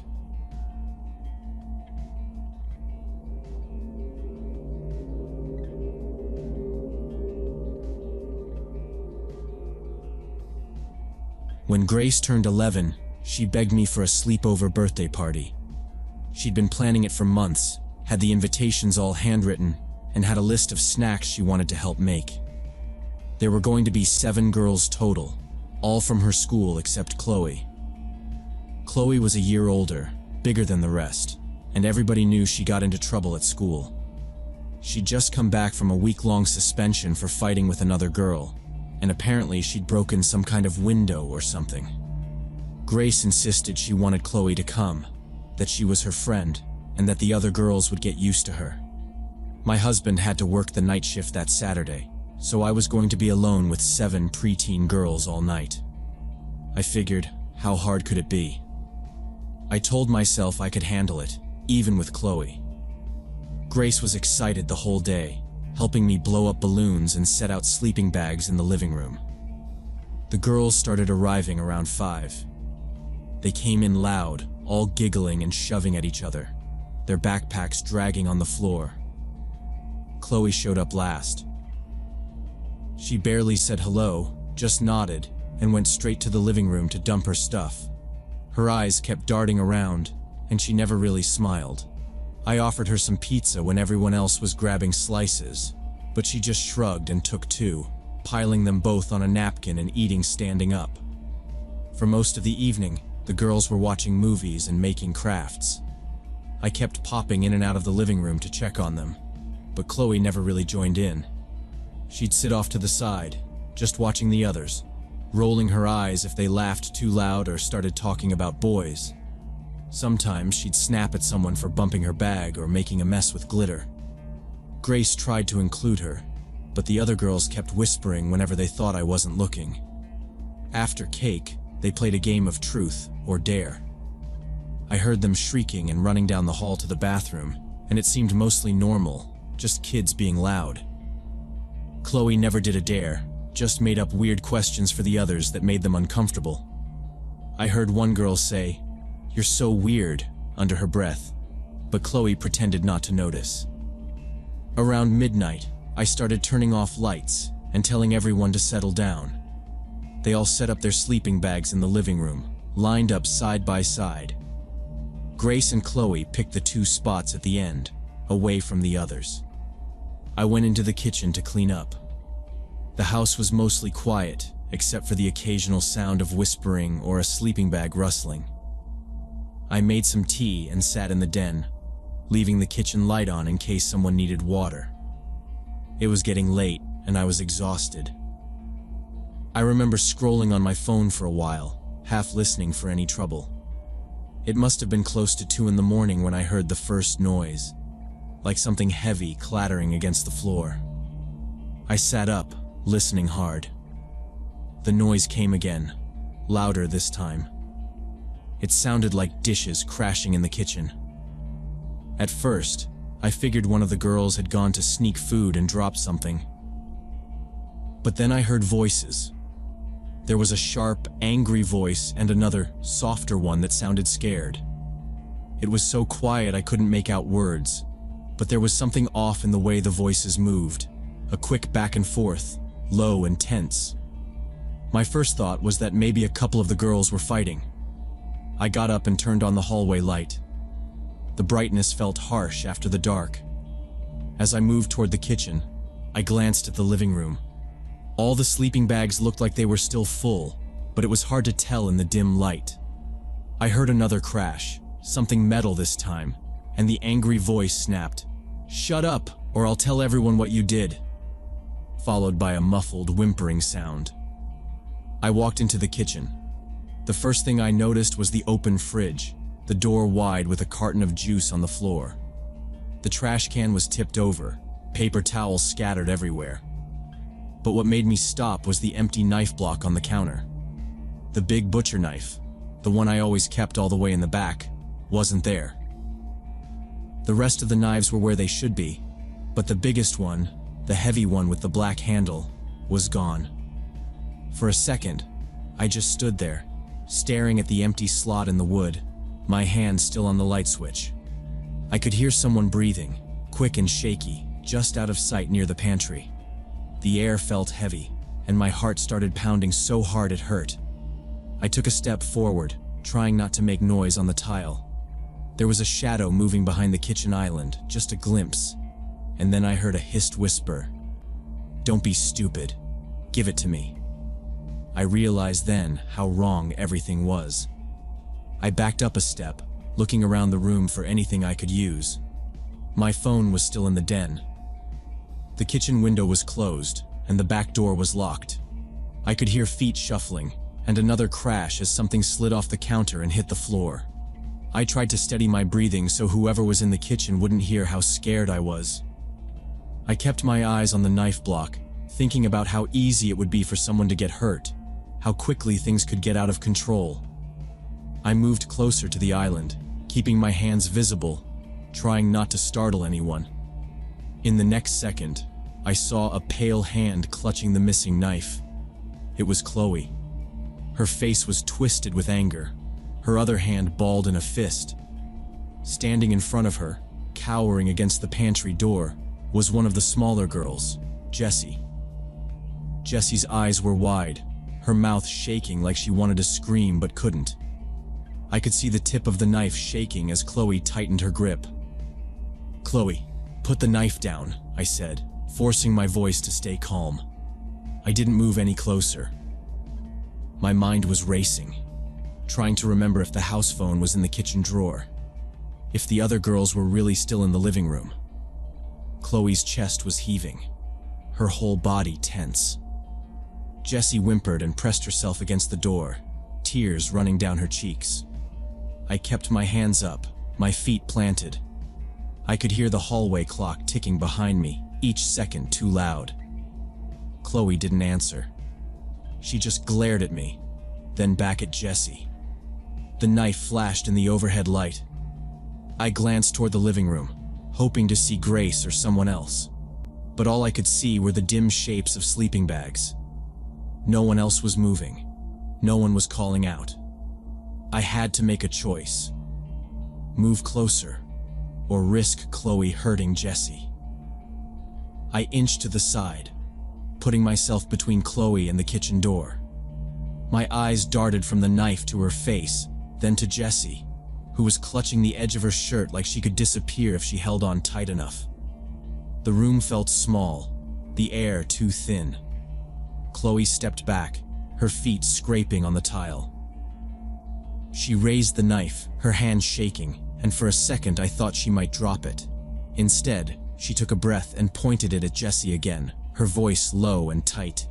"If you tell, I'll—" She didn't finish the sentence. I held my ground, waiting for any chance to get Jessie away. The house was silent except for our breathing.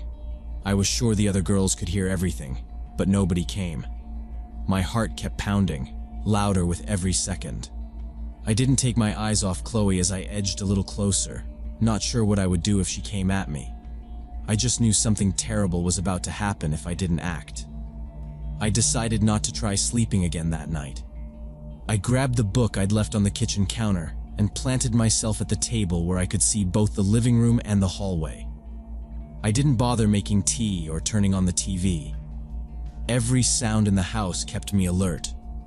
My eyes flicked back and forth from the open doorway to the pages I wasn't really reading. At some point, the hum of the refrigerator and the slow ticking of the wall clock filled the silence. I tried to listen for any movement from the living room, but but only heard the steady breathing of sleeping kids. About an hour passed before Chloe appeared in the doorway. She walked in without saying anything at first, then stopped and looked at me, her face half-shadowed. "Why aren't you sleeping?" she asked, almost like she was irritated I was still awake. I shrugged and told her I was having trouble falling asleep, just keeping an eye on things. She stood there for a second, then glanced to the knife block, her eyes narrowing at the empty slot. She asked again if I was tired, and I just shook my head. Finally, she turned and went back to the living room. I watched her until she disappeared around the corner. I kept reading, or at least tried to. Around 4 in the morning, Chloe came to the kitchen again. She didn't say anything this time, just hovered in the doorway, watching me. I could see her hands curled up in the sleeves of her hoodie. Her eyes kept moving between me and the counter. I didn't get up. I told her quietly that if she wanted a snack or water, she could help herself. She just frowned and went back to the living room, her feet dragging on the floor. After that, I forced myself to keep watch. I stared at the sleeping bags through the archway, trying to count heads. It was hard to tell with all the blankets, but it looked like someone was missing. I got up and checked the hallway and bathroom, but there was no sign of any of the girls awake or moving around. I couldn't tell if someone was hiding, or if I'd just lost track of who'd gone where. I looked back into the living room. Everyone looked asleep, except for Chloe, who I caught peeking at me from her pillow, her eyes wide open. I sat down again at the table and kept the book open in front of me, forcing myself not to nod off, waiting for morning to finally come. When daylight finally started coming through the kitchen window, the girls began to wake up one by one, all groggy and slow, pulling their sleeping bags tighter around themselves. I started making pancakes and orange juice, pretending nothing was wrong, but my eyes stayed on Chloe the entire time. She kept to herself, quiet, barely touching her food. The rest of the girls chatted about movies and sleepwalking and birthday cake, laughing as if nothing had happened. When it was time to pack up, the living room became a mess of backpacks and stuffed animals. I hovered by the kitchen doorway, trying to keep everything in sight. I watched Chloe stuff her clothes into her overnight bag, looking over her shoulder once to make sure I wasn't watching. But I saw it. Something long and metallic, wrapped in a t-shirt. She slid it into the bag quickly, zipping it up before anyone else could notice. My stomach dropped. There was no mistaking the shape. It was the missing butcher knife. She was taking it with her. I thought about confronting her, calling her parents, grabbing the bag, but my hands shook and my mind raced with what could happen if I made a scene. The other girls were hugging goodbye, their parents waiting outside. I just stood there, frozen, as Chloe picked up her bag and walked past me. She met my eyes for a second, her face blank, then turned away and went out the door without saying anything. The house emptied out quickly after that. The only sound left was Grace's voice, tired and happy, thanking me for the party. When the house was finally quiet, I called Grace into my room. I sat on the edge of the bed and asked her if anything strange happened during the night, if she saw anyone leave their sleeping bag or heard anything in the kitchen. She looked confused, her hair still tangled from sleep, and shook her head. "I was so tired, Mom. I don't remember anything." She said she slept through the whole night, didn't even get up for water. I pressed a little, but she just kept shaking her head. Nothing seemed off to her at all. I didn't know what to do. The missing knife, the threats, the look on Chloe's face. None of it felt real now that the house was calm again. I thought about calling Chloe's mother, but the idea of accusing her daughter without proof or a clear story made me feel sick. I didn't want to risk a fight or cause trouble for Grace at school. I cleaned up the living room and kitchen, scrubbing the counter and putting all the other knives away in a drawer out of sight. Days passed. I waited for a call, some word from one of the other parents, but nothing happened. Nobody mentioned anything. The girls all acted like it had been a normal party. I tried to tell myself maybe I'd overreacted. Maybe it wasn't the knife at all. Maybe it was all just tired nerves. Still, I watched Grace more closely after that, double-checked the doors at night, kept my phone charged beside the bed. Chloe started showing up less at school. There were rumors her family was moving away. Then, just before winter break, Grace told me Chloe was gone. Her family left town. No one seemed to know why or where they'd gone. The school never called, and no one asked about the sleepover. For months, I kept thinking about that night. I'd replay everything in my mind. The sound of dishes crashing, Chloe's voice, the way she stared at me from the kitchen doorway, the glint of metal sliding into her bag. I never found out what really happened, or which girl had been in the kitchen, or what Chloe planned to do with that knife. I still wonder if I should have done more. Maybe I should have called someone, or asked harder questions. But all I really wanted was to protect Grace, to keep her safe. And sometimes that meant staying quiet. I never let her have another sleepover at our house after that, and I never left knives out again. I pay more attention to the small details now, the quiet kids, the ones who keep to themselves. The memory of that night is never far away, a reminder to trust what I see, even when nobody else does.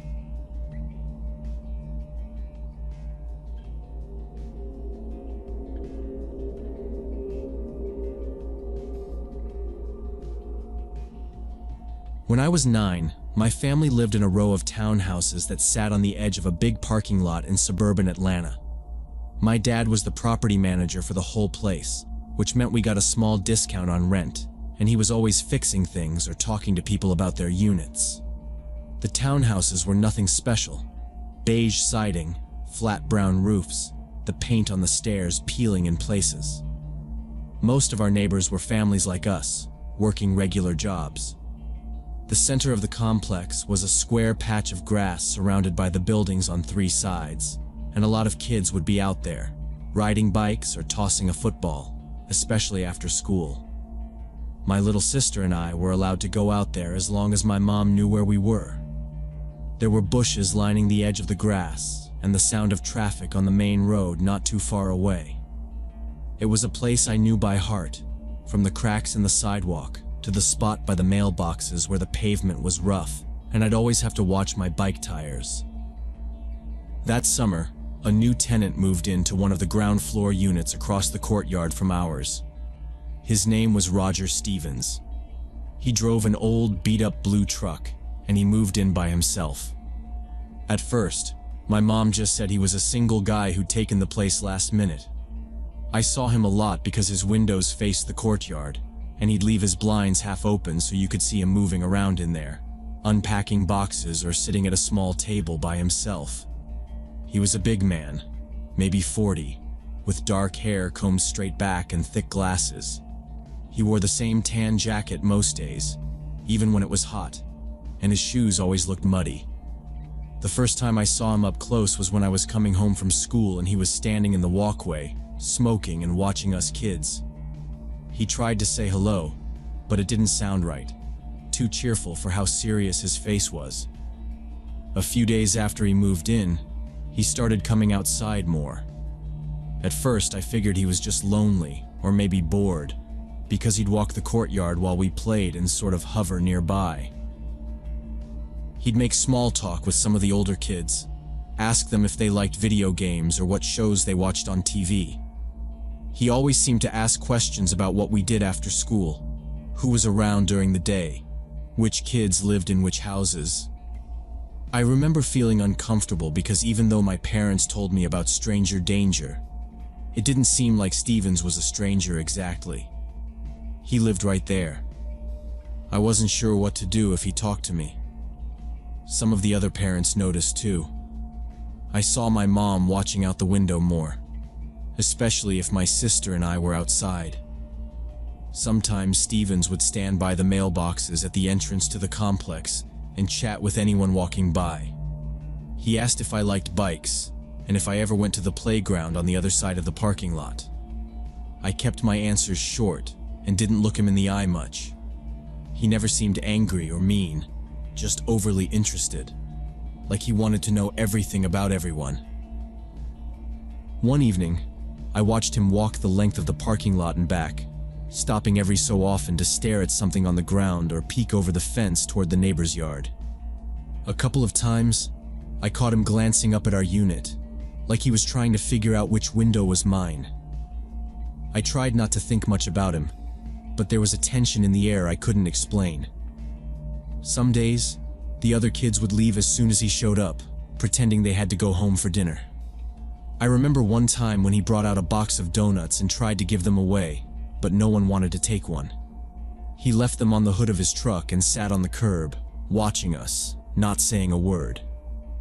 After that, I started riding my bike further away from his place, even though my mom didn't like me going too close to the street. One afternoon after school, I was riding my bike near the mailboxes. The area was a narrow patch of pavement with the mailboxes lined up in a row, the kind with metal doors and faded numbers. I liked to circle the area, using the little slope to pick up speed before heading back toward our unit. It was quiet, just the hum of traffic from the main road and the chirping of birds. As I slowed down near the curb, I saw Stevens coming out from around the corner. He walked over and stopped right next to me, close enough that I had to put my foot down to keep from falling over. He asked me about my bike first, what kind it was, how fast it could go, if I ever rode it to school. I didn't want to answer, but I mumbled something about only being allowed to ride in the complex. Then he started asking other questions, more personal this time. He wanted to know what my parents did, if my dad was home during the day, what time I got home from school, if my sister played outside too. He said he noticed I liked riding my bike alone and asked if I ever got bored. Then, his voice dropped a little, and he told me he had some cool things in his apartment, toys and candy, if I wanted to come see. He said he just moved in and didn't have anyone to show them to. He smiled, but his eyes stayed flat, and his hand was close to my handlebars. I told him no thanks, that my mom needed me home, but he didn't move out of the way. He leaned in closer, said he really thought I'd like what he had, and that I could bring my sister too. My heart was beating fast and my hands felt sweaty on the grips. He reached out, put one hand on my handlebars, not hard, but enough to stop me from moving. "It's just over there," he said, nodding at his door. "You can leave your bike by the window." I shook my head, tried to back up, but his hand stayed on the handlebars. He wasn't smiling now, just staring at me. I said I had to go and yanked my bike away, hard enough that the front wheel bumped the curb. He let go but stayed standing there, watching as I started to pedal away, legs shaking, the front wheel wobbling as I pushed off. I rode straight across the lot, didn't look back, and parked my bike by the front steps of our place. I ran inside and told my mom what happened, trying to keep my voice steady. She listened, but then said, maybe Stevens was just being friendly, that he was new and probably trying to get to know people. She told me to be careful, but not to worry too much. I went to my room and watched the parking lot from the window, still holding onto my bike helmet, wondering if I was making a big deal out of nothing. The playground was a small one, wedged in between the parking lot and the side fence, with a faded blue slide and a metal jungle gym that always felt too hot in the Georgia sun. There was a cracked rubber mat under the swings and a bench under a skinny tree where the parents usually sat if they came down.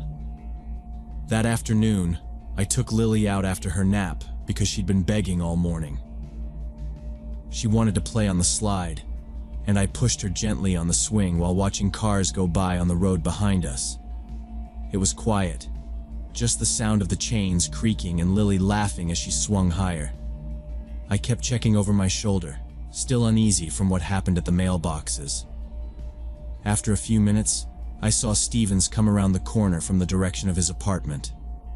He was wearing the same tan jacket, even though it was hot, and he didn't look at me right away.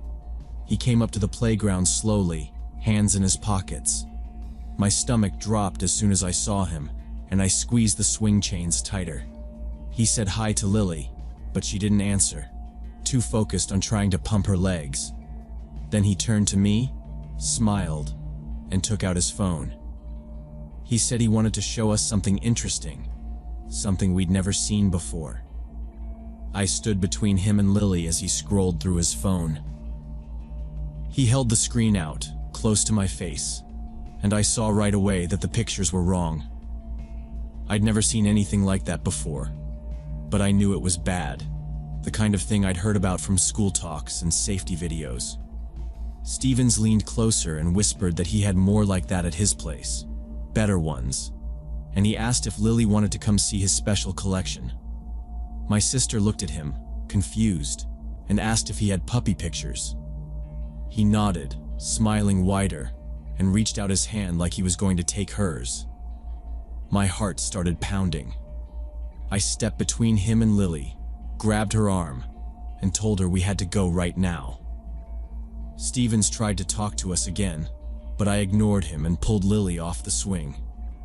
She whined that she wanted to stay, but I kept walking, dragging her by the wrist across the playground wood chips and out toward the path that led back to our apartment.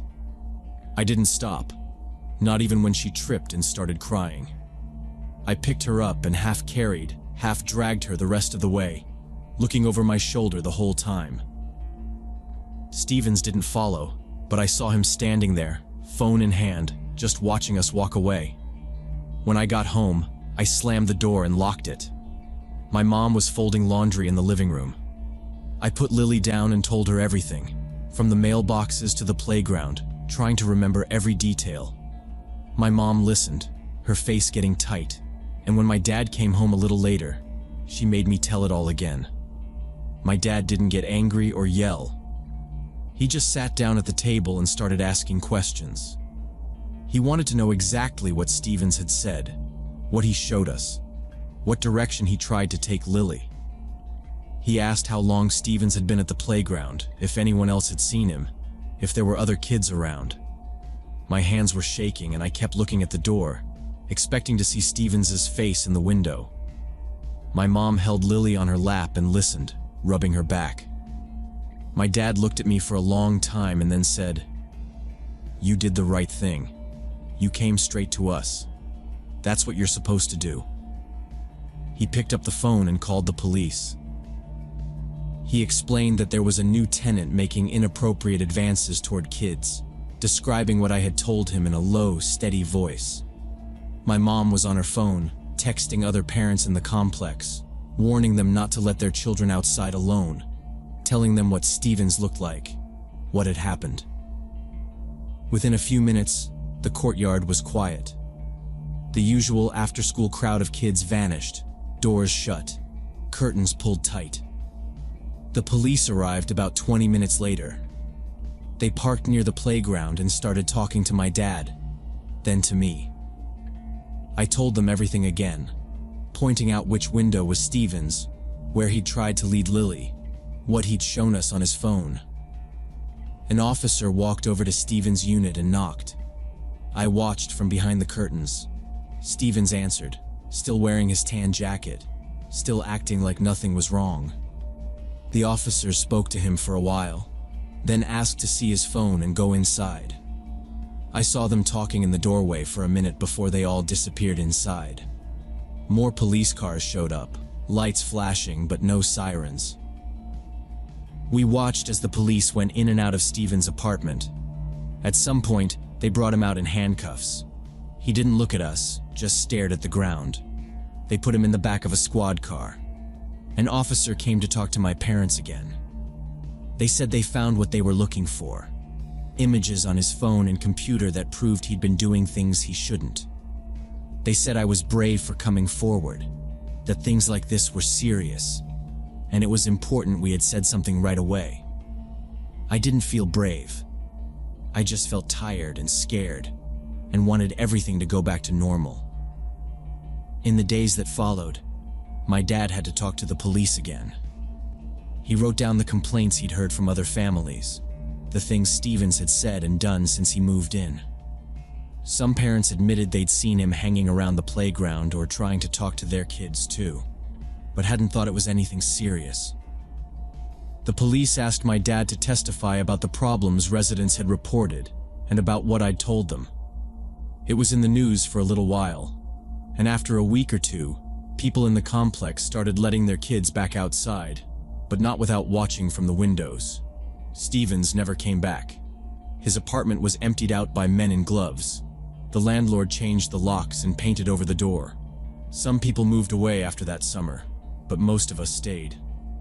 I wasn't allowed to play alone anymore, and my parents watched the playground from the window whenever Lily and I went outside. I thought about Stevens every time I passed his old unit, or rode past the mailboxes. What happened changed the way I looked at the world. After everything, my parents sat me down and told me again how important it was to pay attention to my instincts. They said adults who try to get kids alone or show them things they shouldn't aren't safe no matter how normal they seem. I learned that bad people don't always look scary. Sometimes they act friendly, or pretend to care about what kids like, or try to be a neighbor. I was grateful my parents taught me to speak up, even when I wasn't sure if it was the right thing to do. I never forgot what Stevens did, and I never forgot how close it came to being worse. Now, I tell other kids what to watch out for, because you never really know who might be watching you from behind a window.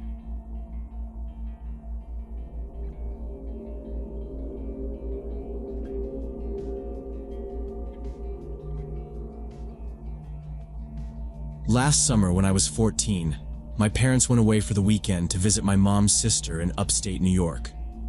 Before they left, they let me know I could have a couple of friends stay over as long as we kept things under control.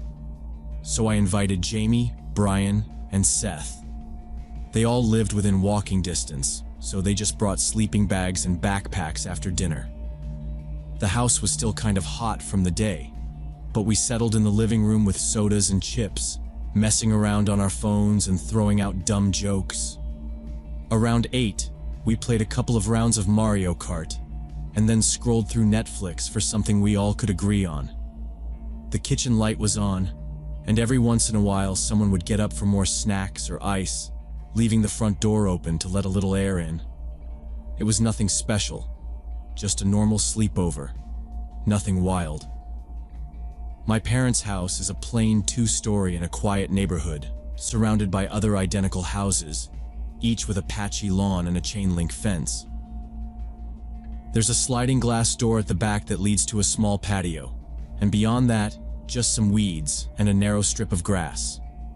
Our backyard is small, fenced off on 3 sides, with a shed in one corner and a rusty swing set nobody uses anymore. The living room faces the back, so if you're on the couch, you can see out the window if the curtains are open.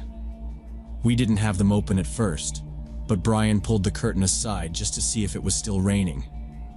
By 11, we were hungry. Jamie suggested pizza, so I called the local place on my phone and used the house number for delivery. They said it'd be about 35 minutes. Seth went to the kitchen to get more drinks. I sat by the window, waiting for the delivery guy, looking out at the empty backyard.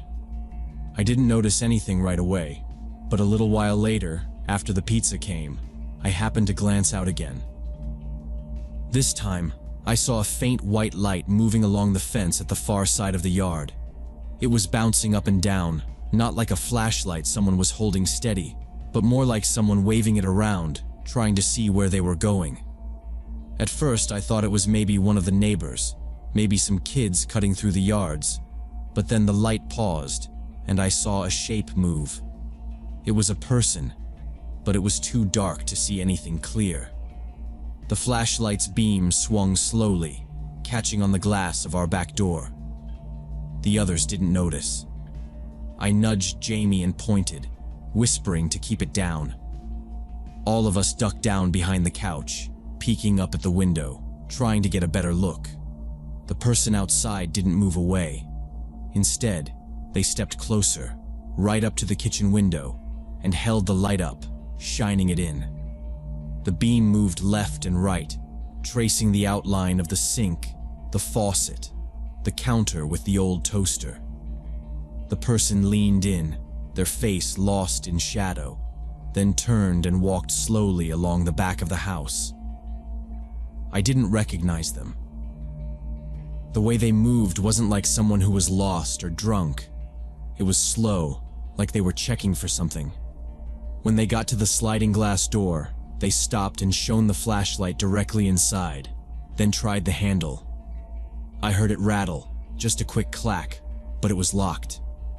The light shifted again, passing over the swing set and the shed, then back to the house, then over each window, one by one. We all went silent, not even breathing loud. Jamie reached for his phone, but his hand was shaking and he almost dropped it. Brian whispered, "What should we do?" I didn't answer. We just crouched there, watching, as the figure kept moving, checking each door and window, not in a rush, just methodical, like he'd done this before. There was something about how calm he was that made my stomach feel tight. I could see the beam sweep across the grass, up onto the kitchen window again, then along the side of the house. The person made a full lap around the backyard, always sticking close to the walls, always keeping the flashlight pointed ahead. He disappeared for a moment behind the shed, and for a second I thought maybe he'd left. But then the light reappeared, this time at the far end of the house, moving toward the front gate. The neighborhood was quiet. Nobody else was outside. Jamie finally said, "Should we call someone?" But his voice was so soft I could barely hear him. Seth reached up slowly and flicked off the TV, then the lamp next to the couch. The house dropped into darkness, except for the glow of the kitchen light, which made us all more visible through the windows. We didn't say anything. I just got up as quietly as I could and went to the kitchen, keeping low, and turned off the light, then hustled back to the others. We sat there, in the dark, listening. All I could hear was the fridge humming and our own breathing. A couple of minutes passed. Then we saw the flashlight again, this time on the side of the house by the driveway, moving slowly, searching up and down along the windows. Brian peeked through a tiny crack in the curtain. "He's still there," he whispered. I looked too, careful not to move the curtain much. The man was wearing a black hoodie, pulled up over his head, hands shoved in the pockets except for the one holding the flashlight. His face was turned away. He paused at the kitchen window, leaning in to look inside. It felt like forever that he stood there, just staring. Then he shifted, tried the back door again, rattling it once, twice, like he was checking if maybe he missed something. He started walking again, passing by the side gate, then stopping right in front of the living room window, where all four of us were hiding on the floor.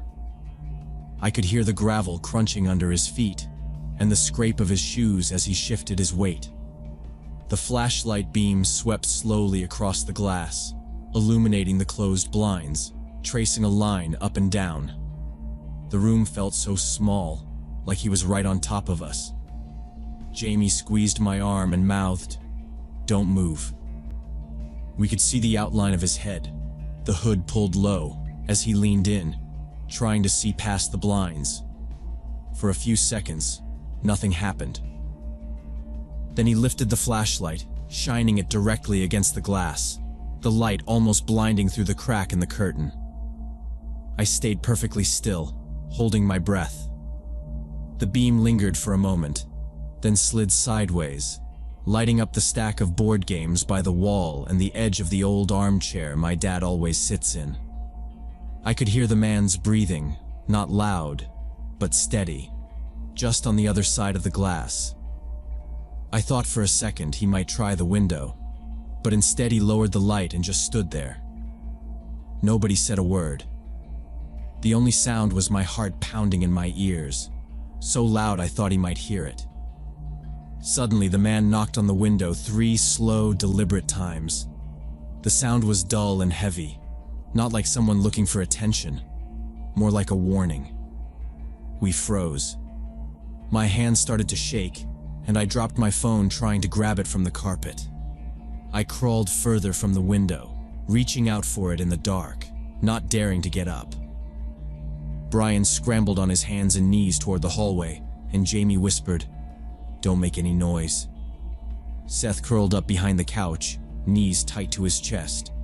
I finally got my phone, pressed it to my ear, and dialed 911.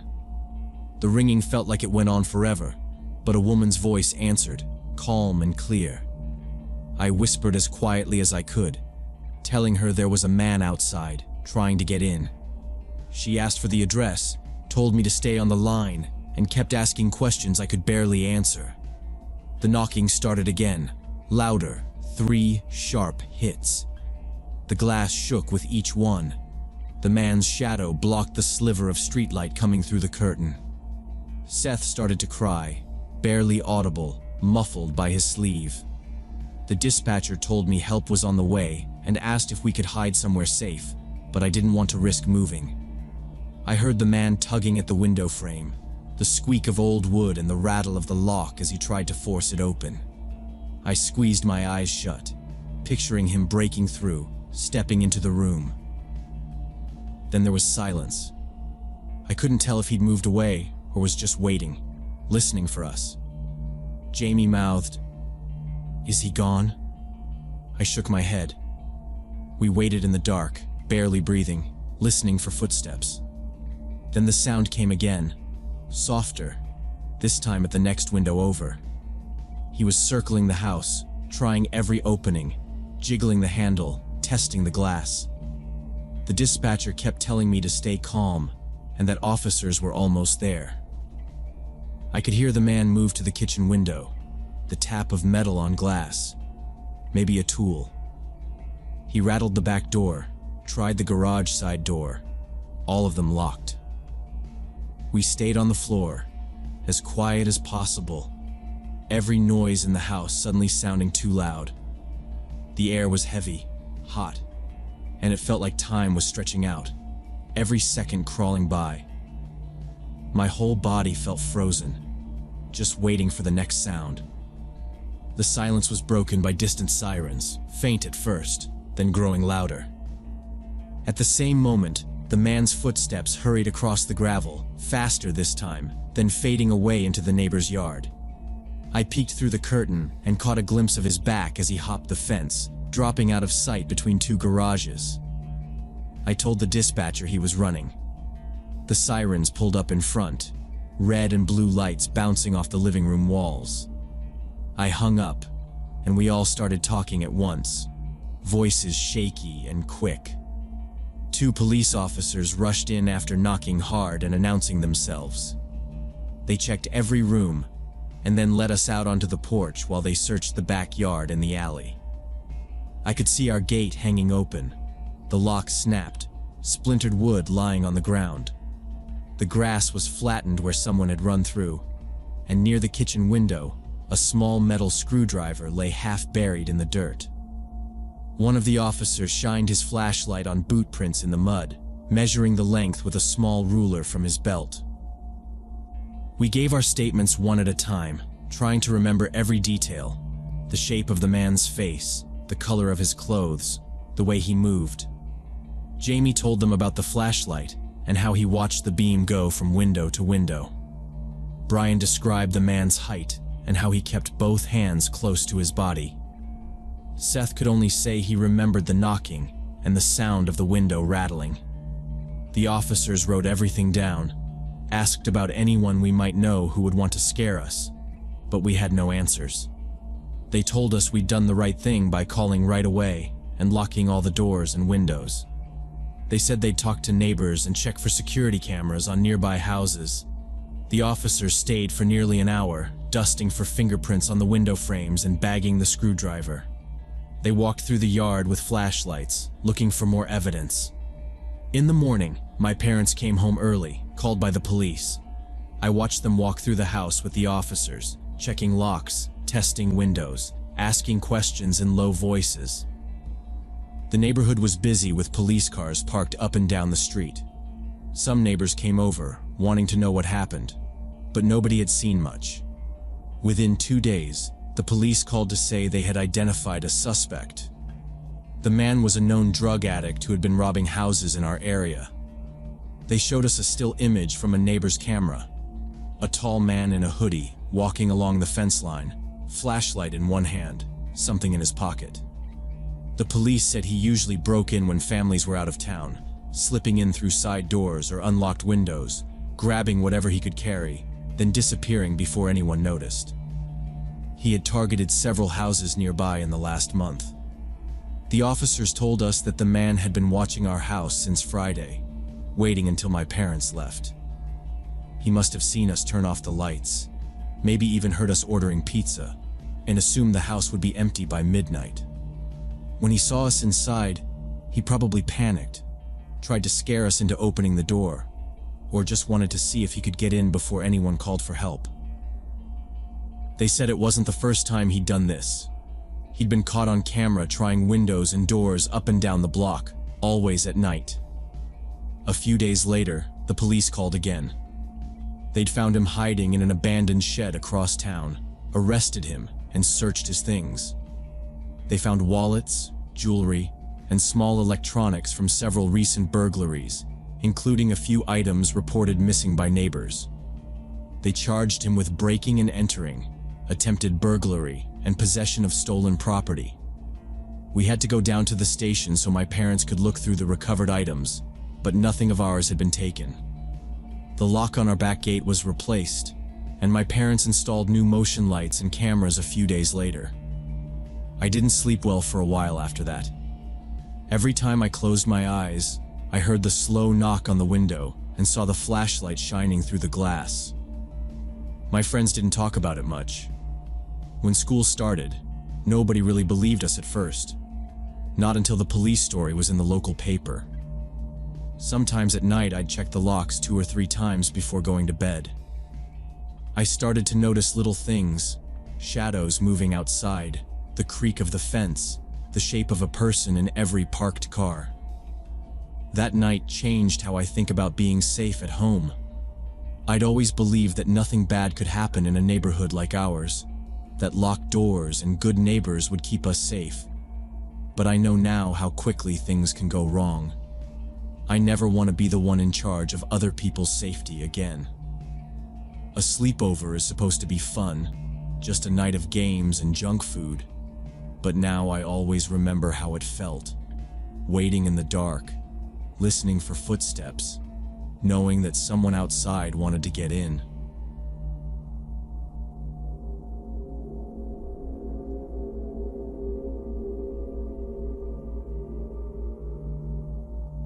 When I was 28, my mom Julia signed up for a dating app. She was 53 at the time, divorced 10 years, and she said she wanted to start meeting people again. At first, my sister Linda and I encouraged her. But then she started seeing this guy named Kevin, and that changed everything. Kevin seemed okay on paper. He was an engineer, a year younger than my mom, had his own place, and worked at some kind of design firm downtown. But the very first time we met him at dinner, something about him just made my skin crawl. He had this way of sitting at the table, really straight, barely moving except for his hand and jaw when he chewed. But the worst part was how he'd shut his eyes for a few seconds at a time, just sitting there with his fork in the air, like he was meditating or something. Then he'd make these soft humming noises in his throat as he ate. It didn't sound natural. He tried to joke around with us, but he didn't laugh at his own jokes, just smiled and waited for us to laugh. Linda nudged me under the table. Later, she told me she didn't like how he kept talking over my mom when she tried to answer basic questions. We both noticed how he seemed to get annoyed anytime my mom mentioned any of her male coworkers, even in passing. It wasn't a big scene or anything, just a flicker in his face and this tense pause. My mom brushed it off, said he was probably nervous, or maybe he had some old-fashioned ideas, but she insisted he was a good guy and that we were just being protective. She really liked that he had a good job, kept his apartment clean, and always called when he said he would. "He's reliable," she kept saying, like that was the most important thing. The next couple weeks, we kept trying to see her without him, but Kevin seemed to always be there, hanging around the house or picking her up from work, just always around. One Sunday I stopped by unannounced and found him fixing a loose handle in the kitchen. I barely got a hello out of him before he started talking about how a man should take care of the place, and how some guys were just looking for any excuse to get close to single women. I didn't respond. My mom just watched from the other room, not saying anything. Linda tried to keep her distance, but Kevin would text her little advice about dating and finding the right kind of man. It got under her skin. I started keeping a list of things I noticed. Tiny weird habits, little comments, ways he looked at my mom if she laughed at anything I said. At dinner, he'd sit there with his eyes closed again, humming, chewing slowly. Sometimes he would just hold her hand and stare at her, like he was trying to hypnotize her or something. If she ever mentioned seeing an old friend, especially a guy, he'd go quiet, set his fork down, and just watch her. It made my stomach twist. I told my mom how I felt. Linda told her too. She brushed us off every time. "You both have to relax. I know what I'm doing." We didn't push her.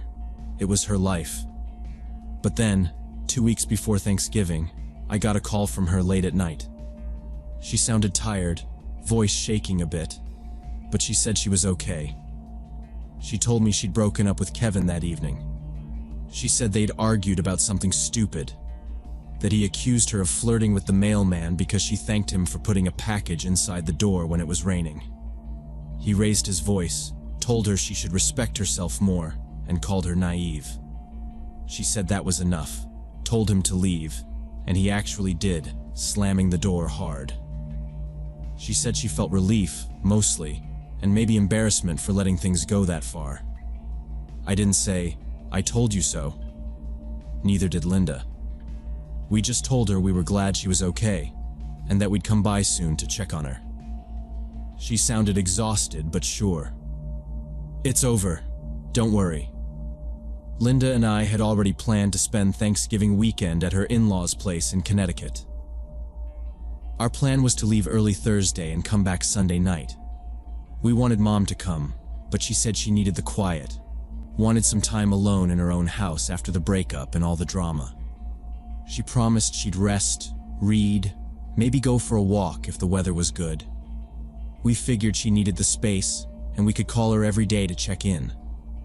She sounded relieved, almost upbeat, the night before we left. Thursday morning we drove out early. It was cold but clear, just a few clouds and a light wind. We stopped for gas outside the city, picked up coffee, and sent Mom a text to let her know we'd be out of cell range for a few hours. She texted back a thumbs up. Linda's in-laws lived in a quiet town, old house with big windows, a creek out back. Thanksgiving was pretty normal. Lots of food, kids running around, everyone talking over each other. We checked our phones at dinner, but Mom didn't reply to our group text. We figured she was napping or had her phone on silent. The forecast had mentioned possible snow on Friday, but nothing serious, just a few inches maybe. Nobody seemed worried. Friday morning, we woke up to news of a massive blizzard rolling in from the west. By noon, snow was coming down so thick you couldn't see across the street. The wind rattled the windows, made the old house feel even older. Local news said all major highways were shut down, airports closed, people told to stay put. By evening, the snow was piling up over the tops of the tires in the driveway, and the sky was a wall of white. We tried calling Mom, but it went straight to voicemail every time. Texts didn't go through. After a while, the power went out. Came back on after 20 minutes, then out again, this time for a couple hours. Linda's father said the phone towers might be down or overloaded, and the landlines in the area were already dead. We tried to stay calm, telling each other it was just the storm, that Mom was probably bundled up with a book or watching TV under a pile of blankets. By late Friday night, the wind was howling hard enough to shake the windows. The house was dark, except for a couple candles. We sat in the kitchen, wrapped in blankets, holding our phones, waiting for a text or a ring. Every hour we tried again. Each time, voicemail. The snow outside was up to the porch. We could barely see the streetlights at the end of the driveway. The house creaked with every gust, and I could hear Linda's in-laws in the living room, whispering about the power, the storm, and whether the roads would be open by Sunday. We both tried to keep it together, but the longer the storm went on, the more I thought about Mom alone in that house, and the less I could convince myself it was all just normal. By midnight, all we could do was sit by the window, watching the snow swallow the world outside, hoping the power would come back and the phones would ring. We spent most of Sunday watching the weather updates and calling every number we had for Mom. Neither of us slept much. By morning, the roads were just barely passable, and the town's main highway was finally getting cleared. Linda's father insisted we bring extra blankets and a shovel, just in case. The drive back was slow and silent. Every time we passed a stranded car or a plow half buried in snow, Linda gripped the steering wheel tighter. It was nearly noon by the time we reached Mom's neighborhood. The streets looked different, smaller under the heaps of snow, like the world had shrunk. Mom's car was in the driveway, totally covered. Nothing unusual about that. The walkway up to the porch was icy, and the steps were slick. I banged on the door, waited, then rang the bell. No answer.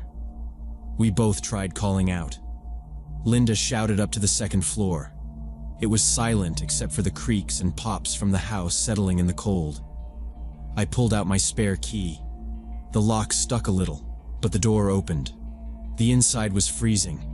The lights were all off, and the digital clock on the oven was blank.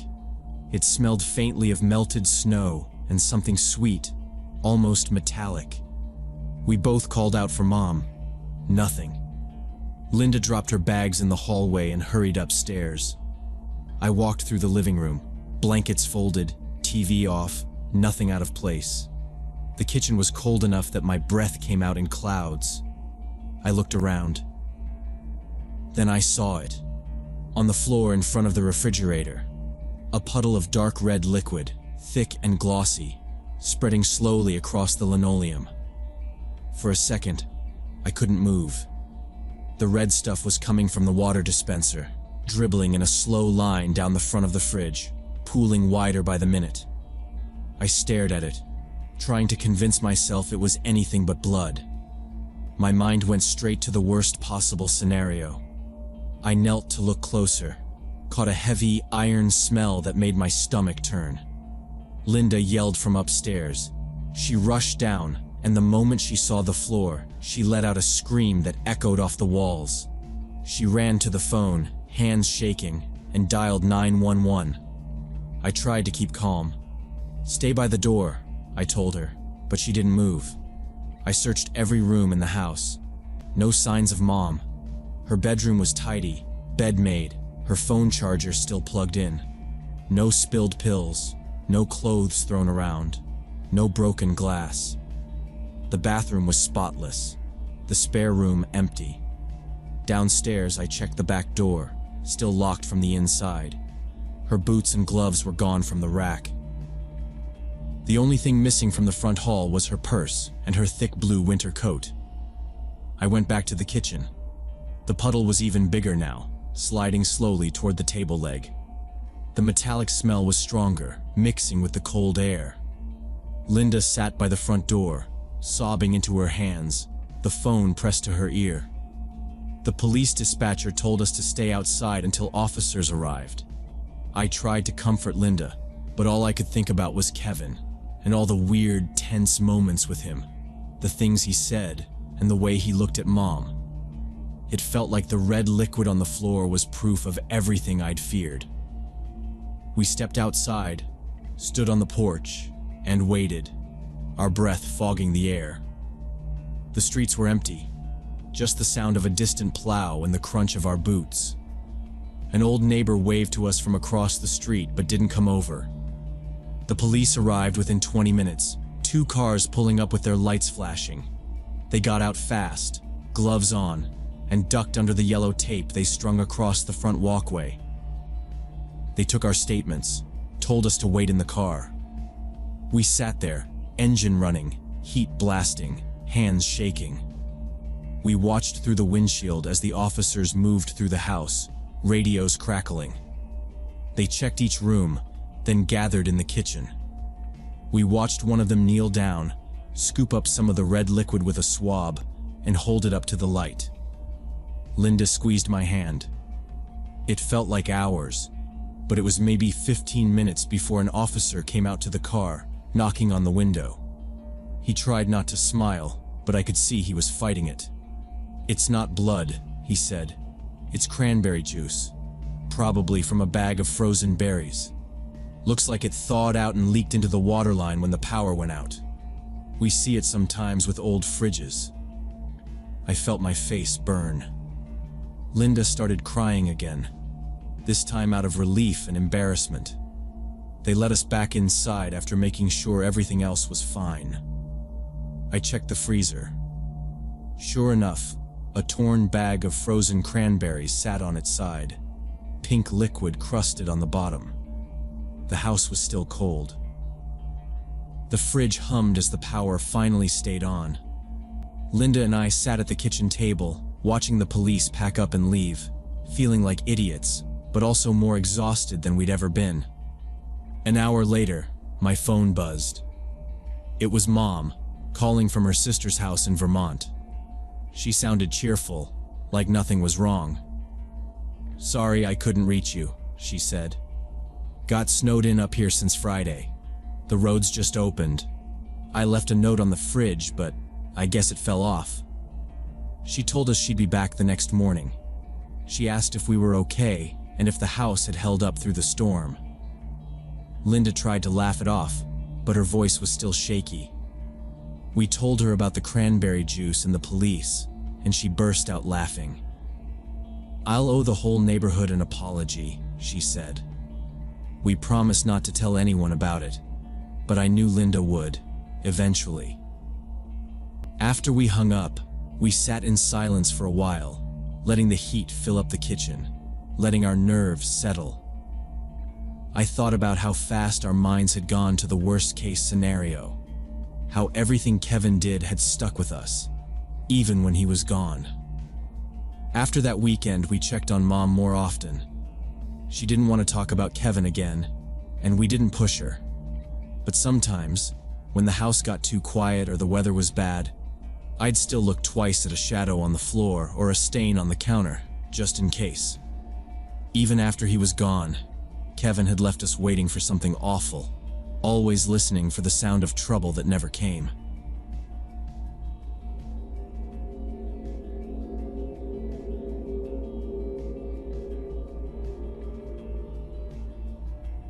When I was 15, I got invited to a birthday party by this kid named Tyler. He was in my biology class that year. I barely knew him, honestly. Tyler was one of those people who always sat by himself in class, like every single day since the first week of school. It was almost weird how consistently he avoided joining any group project, even when the teachers would try to pair him with somebody. I never saw him eat lunch with anyone, and I don't remember him talking to anybody except if a teacher called on him. It's not like he was bullied or anything. Most people just ignored him. One afternoon, out of nowhere, he came up to me while we were packing up after class. He was holding this folded paper, and he handed it to me, barely making eye contact. It was an invitation to his birthday party. The invite was printed from a computer, but the details were filled out in pen, with these super neat, careful letters. The party was on Saturday at his house, which was on the edge of town, almost in the woods.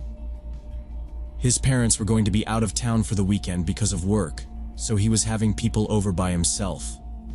The weirdest part was, he didn't say anything else after I said sure, just nodded and walked away.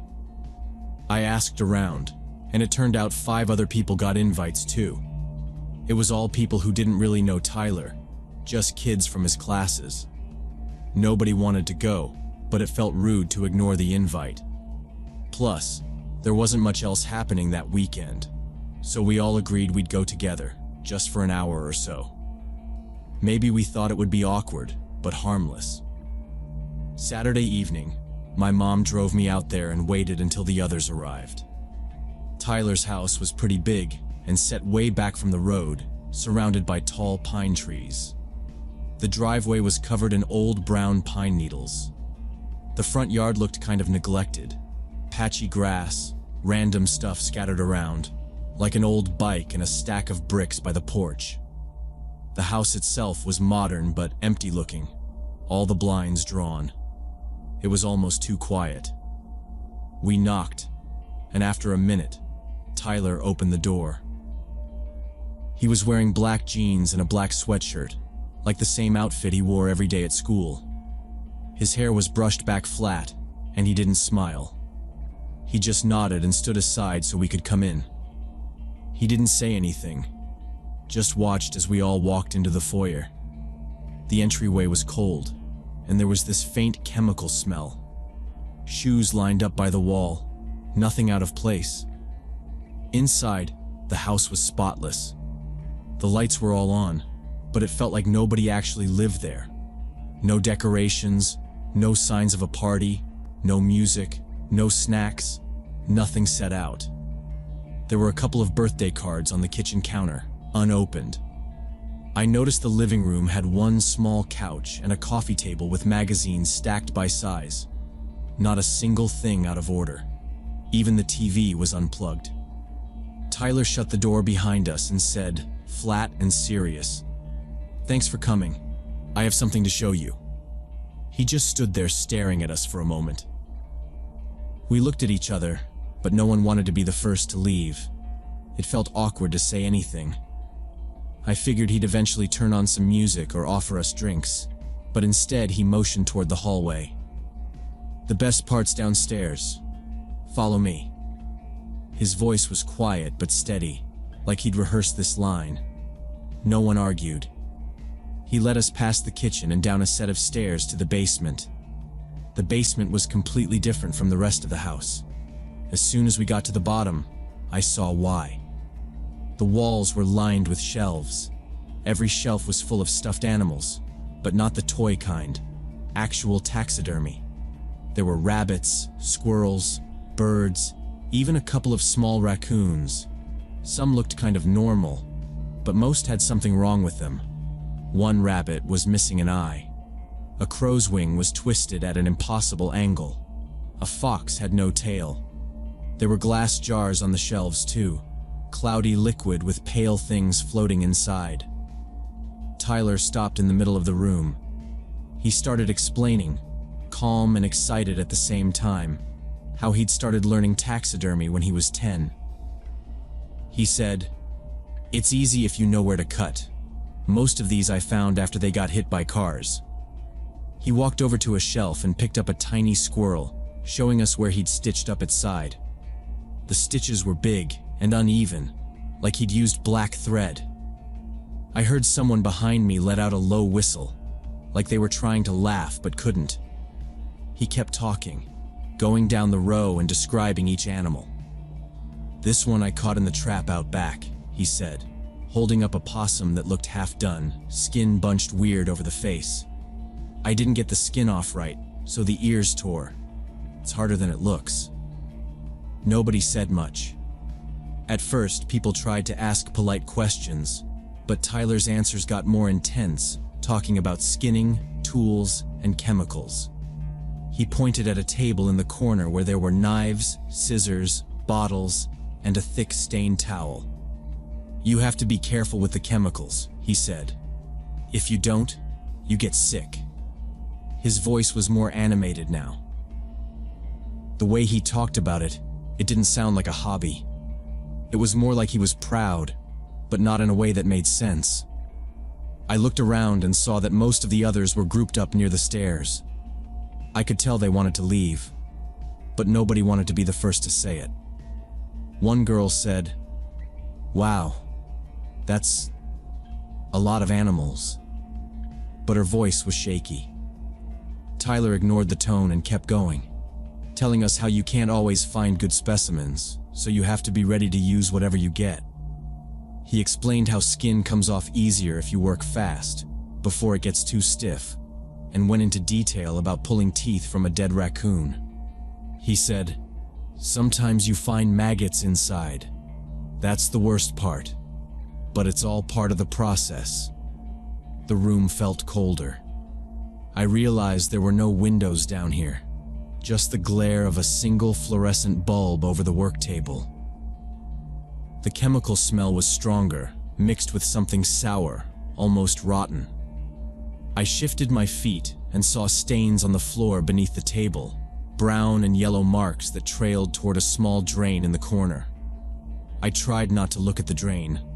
Someone asked, "You do this all by yourself?" And Tyler smiled, but it wasn't a friendly smile. "Yeah," he said. "My parents know. They let me use the basement as long as I clean up." His eyes flicked around, daring anyone to say something bad. After a while, he stopped talking and just watched us. No one made a move to leave. We were all just standing there, surrounded by rows of glassy eyes and stitched skin. I checked my phone, but there was no signal. I realized how far from town we really were, how quiet the house was above us, how thick the woods would be if we tried to walk out. Tyler was blocking the way to the stairs, not on purpose, but just standing there like he didn't want anyone to go yet. Everyone started glancing at each other, not really talking anymore, just waiting to see what Tyler would do next. Tyler didn't let us go back upstairs right away. He led us along the shelves to another door at the far end of the basement.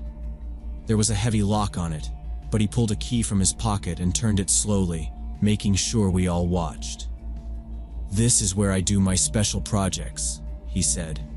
He sounded almost proud. He pushed the door open, flicked on a lamp, and motioned for us to step inside. The room was small and freezing cold. There was only a single light bulb hanging from the ceiling, buzzing faintly. Against the wall was a mannequin, full-sized, standing like a person would. It was dressed in a gray wool coat, slacks, and leather shoes. The hair looked real, dark brown and combed flat. The face was covered with a silicone mask so lifelike it made me stop. The mouth was slightly open, lips pale, eyes almost glassy, staring straight ahead. There were rings on the mannequin's fingers, an expensive-looking watch on its wrist. None of it fit Tyler at all. He stood close to the mannequin, looked around at us and said, "This is my best friend." His voice changed, softer, but more intense. "He doesn't like visitors much. He prefers just me." Tyler started talking to the mannequin in a regular voice, then answered in a different, rougher voice, like he was making the mannequin talk back. "You don't like these people?" he said in the normal voice. Then, in the deeper voice, "No, they're just pretending. They don't care about us."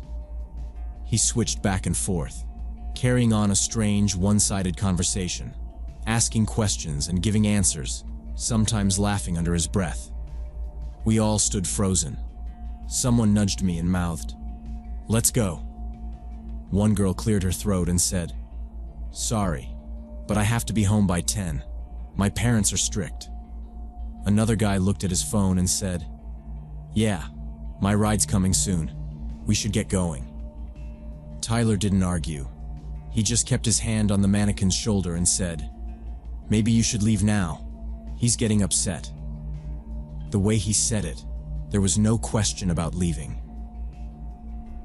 We moved back out into the basement, then up the stairs in a line. Tyler followed last, locking the project room behind him.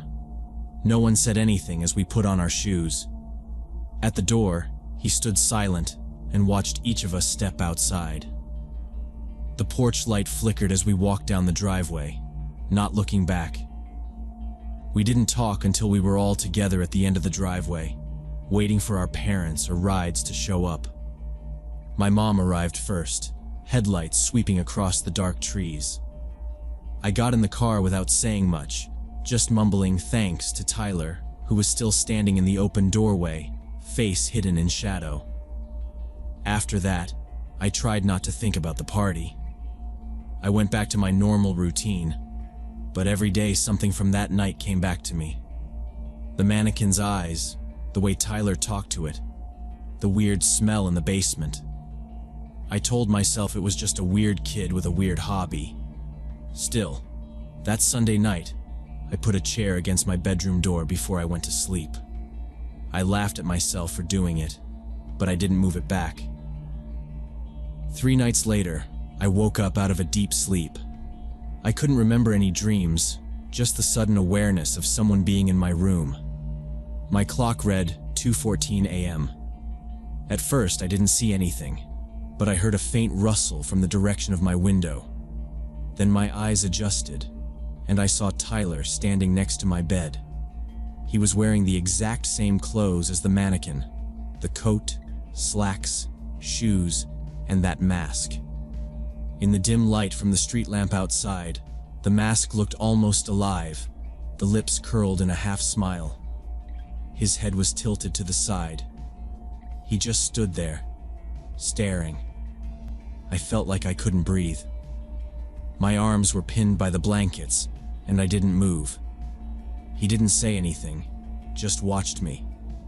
I could hear him breathing through the nose holes in the mask. I must have held my breath for at least a full minute. Finally, he turned, walked back to the window, and slid it open. He climbed out quietly and disappeared into the dark.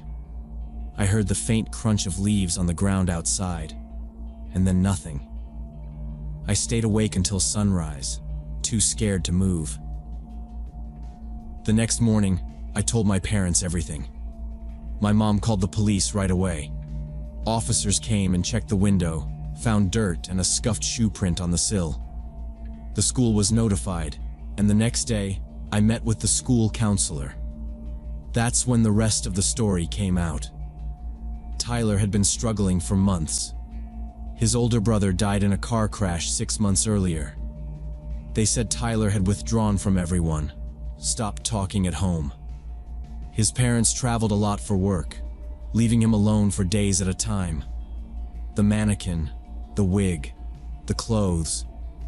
It was all his brother's. Even the watch and the rings. Tyler's parents hadn't realized how far things had gone until the police came by. The taxidermy hobby was his idea of keeping busy, but nobody expected what else was going on.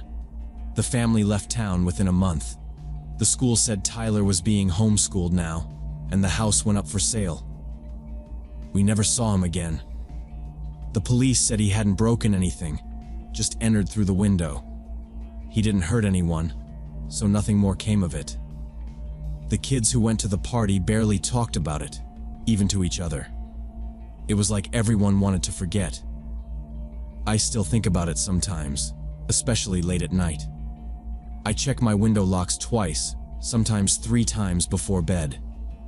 If I hear a noise outside, I wait and listen.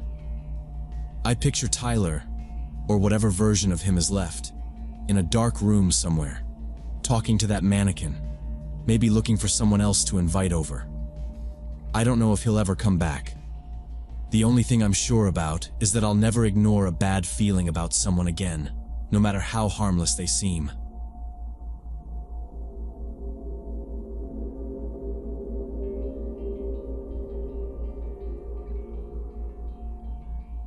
When I was 22, I moved into a small studio apartment on the 2nd floor of a brick building in Boston's Student District. The place was old, creaky floors, a radiator that hissed and clanked in winter, thin walls. I didn't care though. I just needed somewhere cheap that wasn't too far from the med school. I got lucky with the spot. Walking distance from campus, a laundromat across the street, a pizza place that stayed open until 2 a.m. The only thing I didn't love was the guy who lived above me and played the same 2 EDM tracks on repeat at full volume. but you tune that stuff out after a while. My neighbor across the hall was Rachel. She was a year or two older than me, grad student, kept to herself.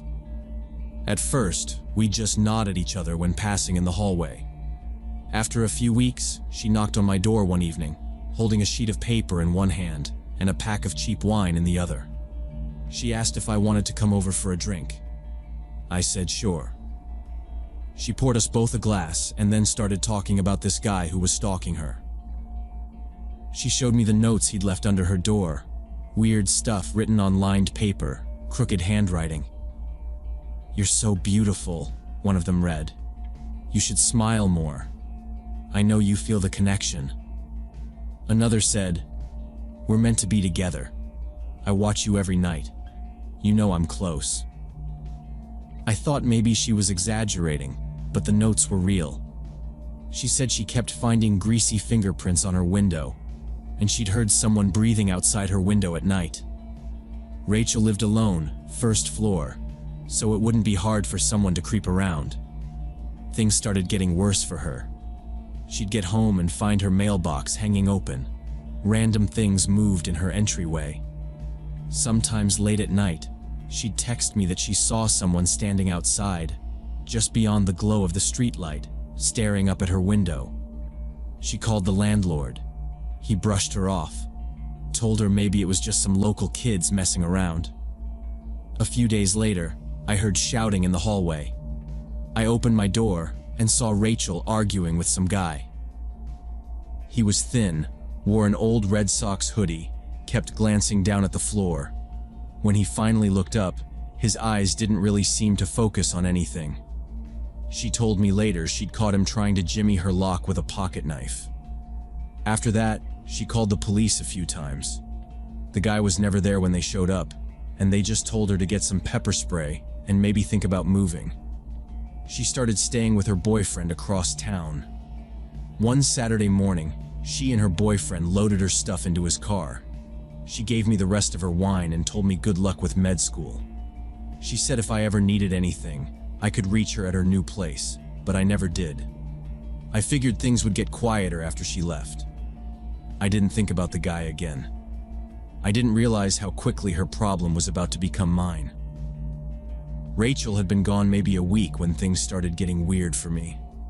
It was subtle at first. I'd come home late from the library and think I heard someone walking in the stairwell behind me. Or I'd hear footsteps shuffling around on the landing when I was brushing my teeth. I'd check, but no one was there. Then, a few nights in a row, I heard keys rattling in my lock. Not a quick mistake like someone getting the wrong door. This was deliberate. Metal scraping slow against metal, sometimes for 2 or 3 minutes. I'd turn down the music, just listening to that sound, my heart thumping. I'd wait, staring at the door, and then after a while, it would stop. One night, I heard the doorknob turning, back and forth, soft but steady, like someone was testing it, seeing how much give there was. I stood in the middle of my apartment, holding my phone, not sure if I should call the cops or just wait. The knob would turn a bit, stop, turn again, and then there'd be silence. I'd go to the door and look out the peephole, but it was angled just wrong, so I couldn't see the landing. The person always stood just out of view. After a few nights like that, I went to the hardware store and bought a peephole kit. It took me most of the afternoon to install, and I left wood shavings all over the floor, but I felt a little better. That night, around 11, I heard keys again. I flicked off the lights, crept to the door, and peered through the new peephole. But whoever it was must have known exactly where to stand. I couldn't see anything, just the wall and shadows. I stood there for 5 minutes, listening. Then, as suddenly as it had started, the noise stopped. The next night was worse. I was up late studying, headphones on. I felt a thud through the floor, just a faint tremor. Then another, louder, and another, until it was clear someone was throwing their body against my door. Not with fists, but shoulders, hard and desperate.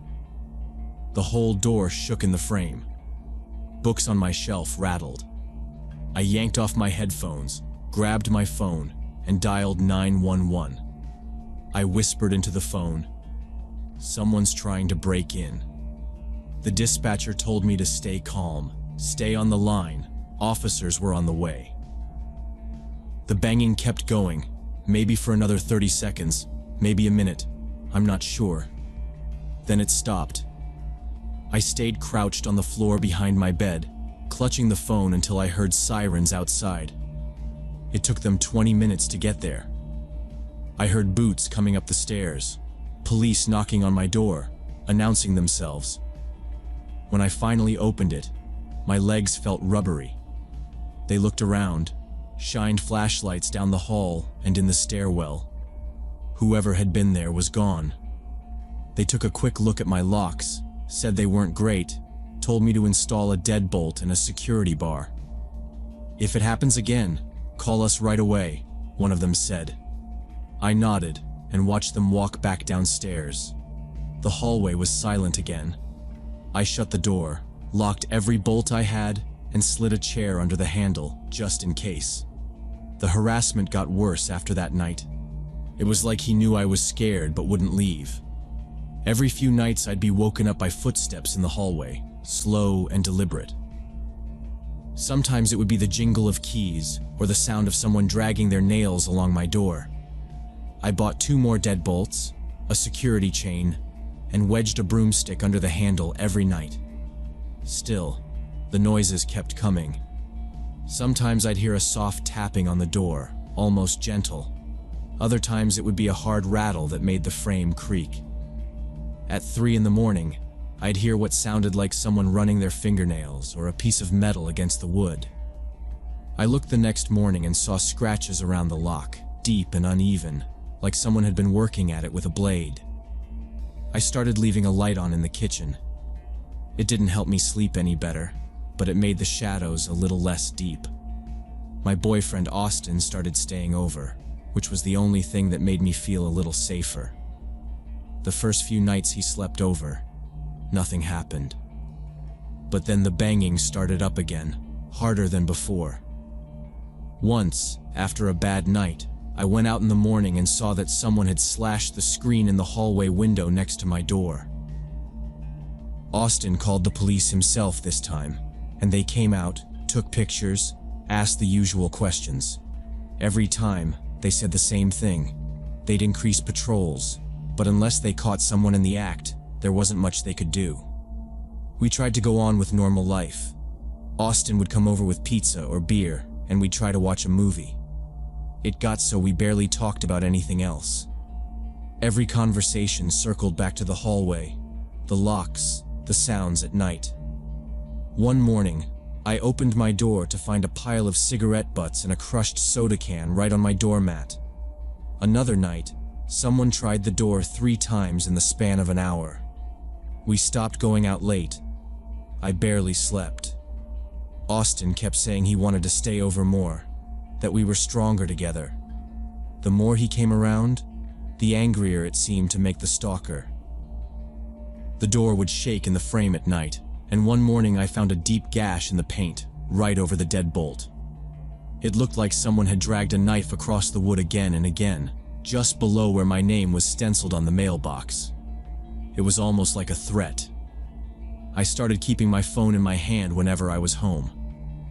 The breaking point came on a Friday night.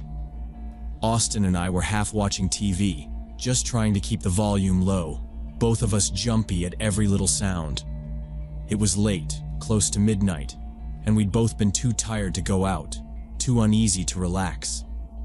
That was when I heard someone at the door again, the same slow twisting of the knob, a scrape of metal.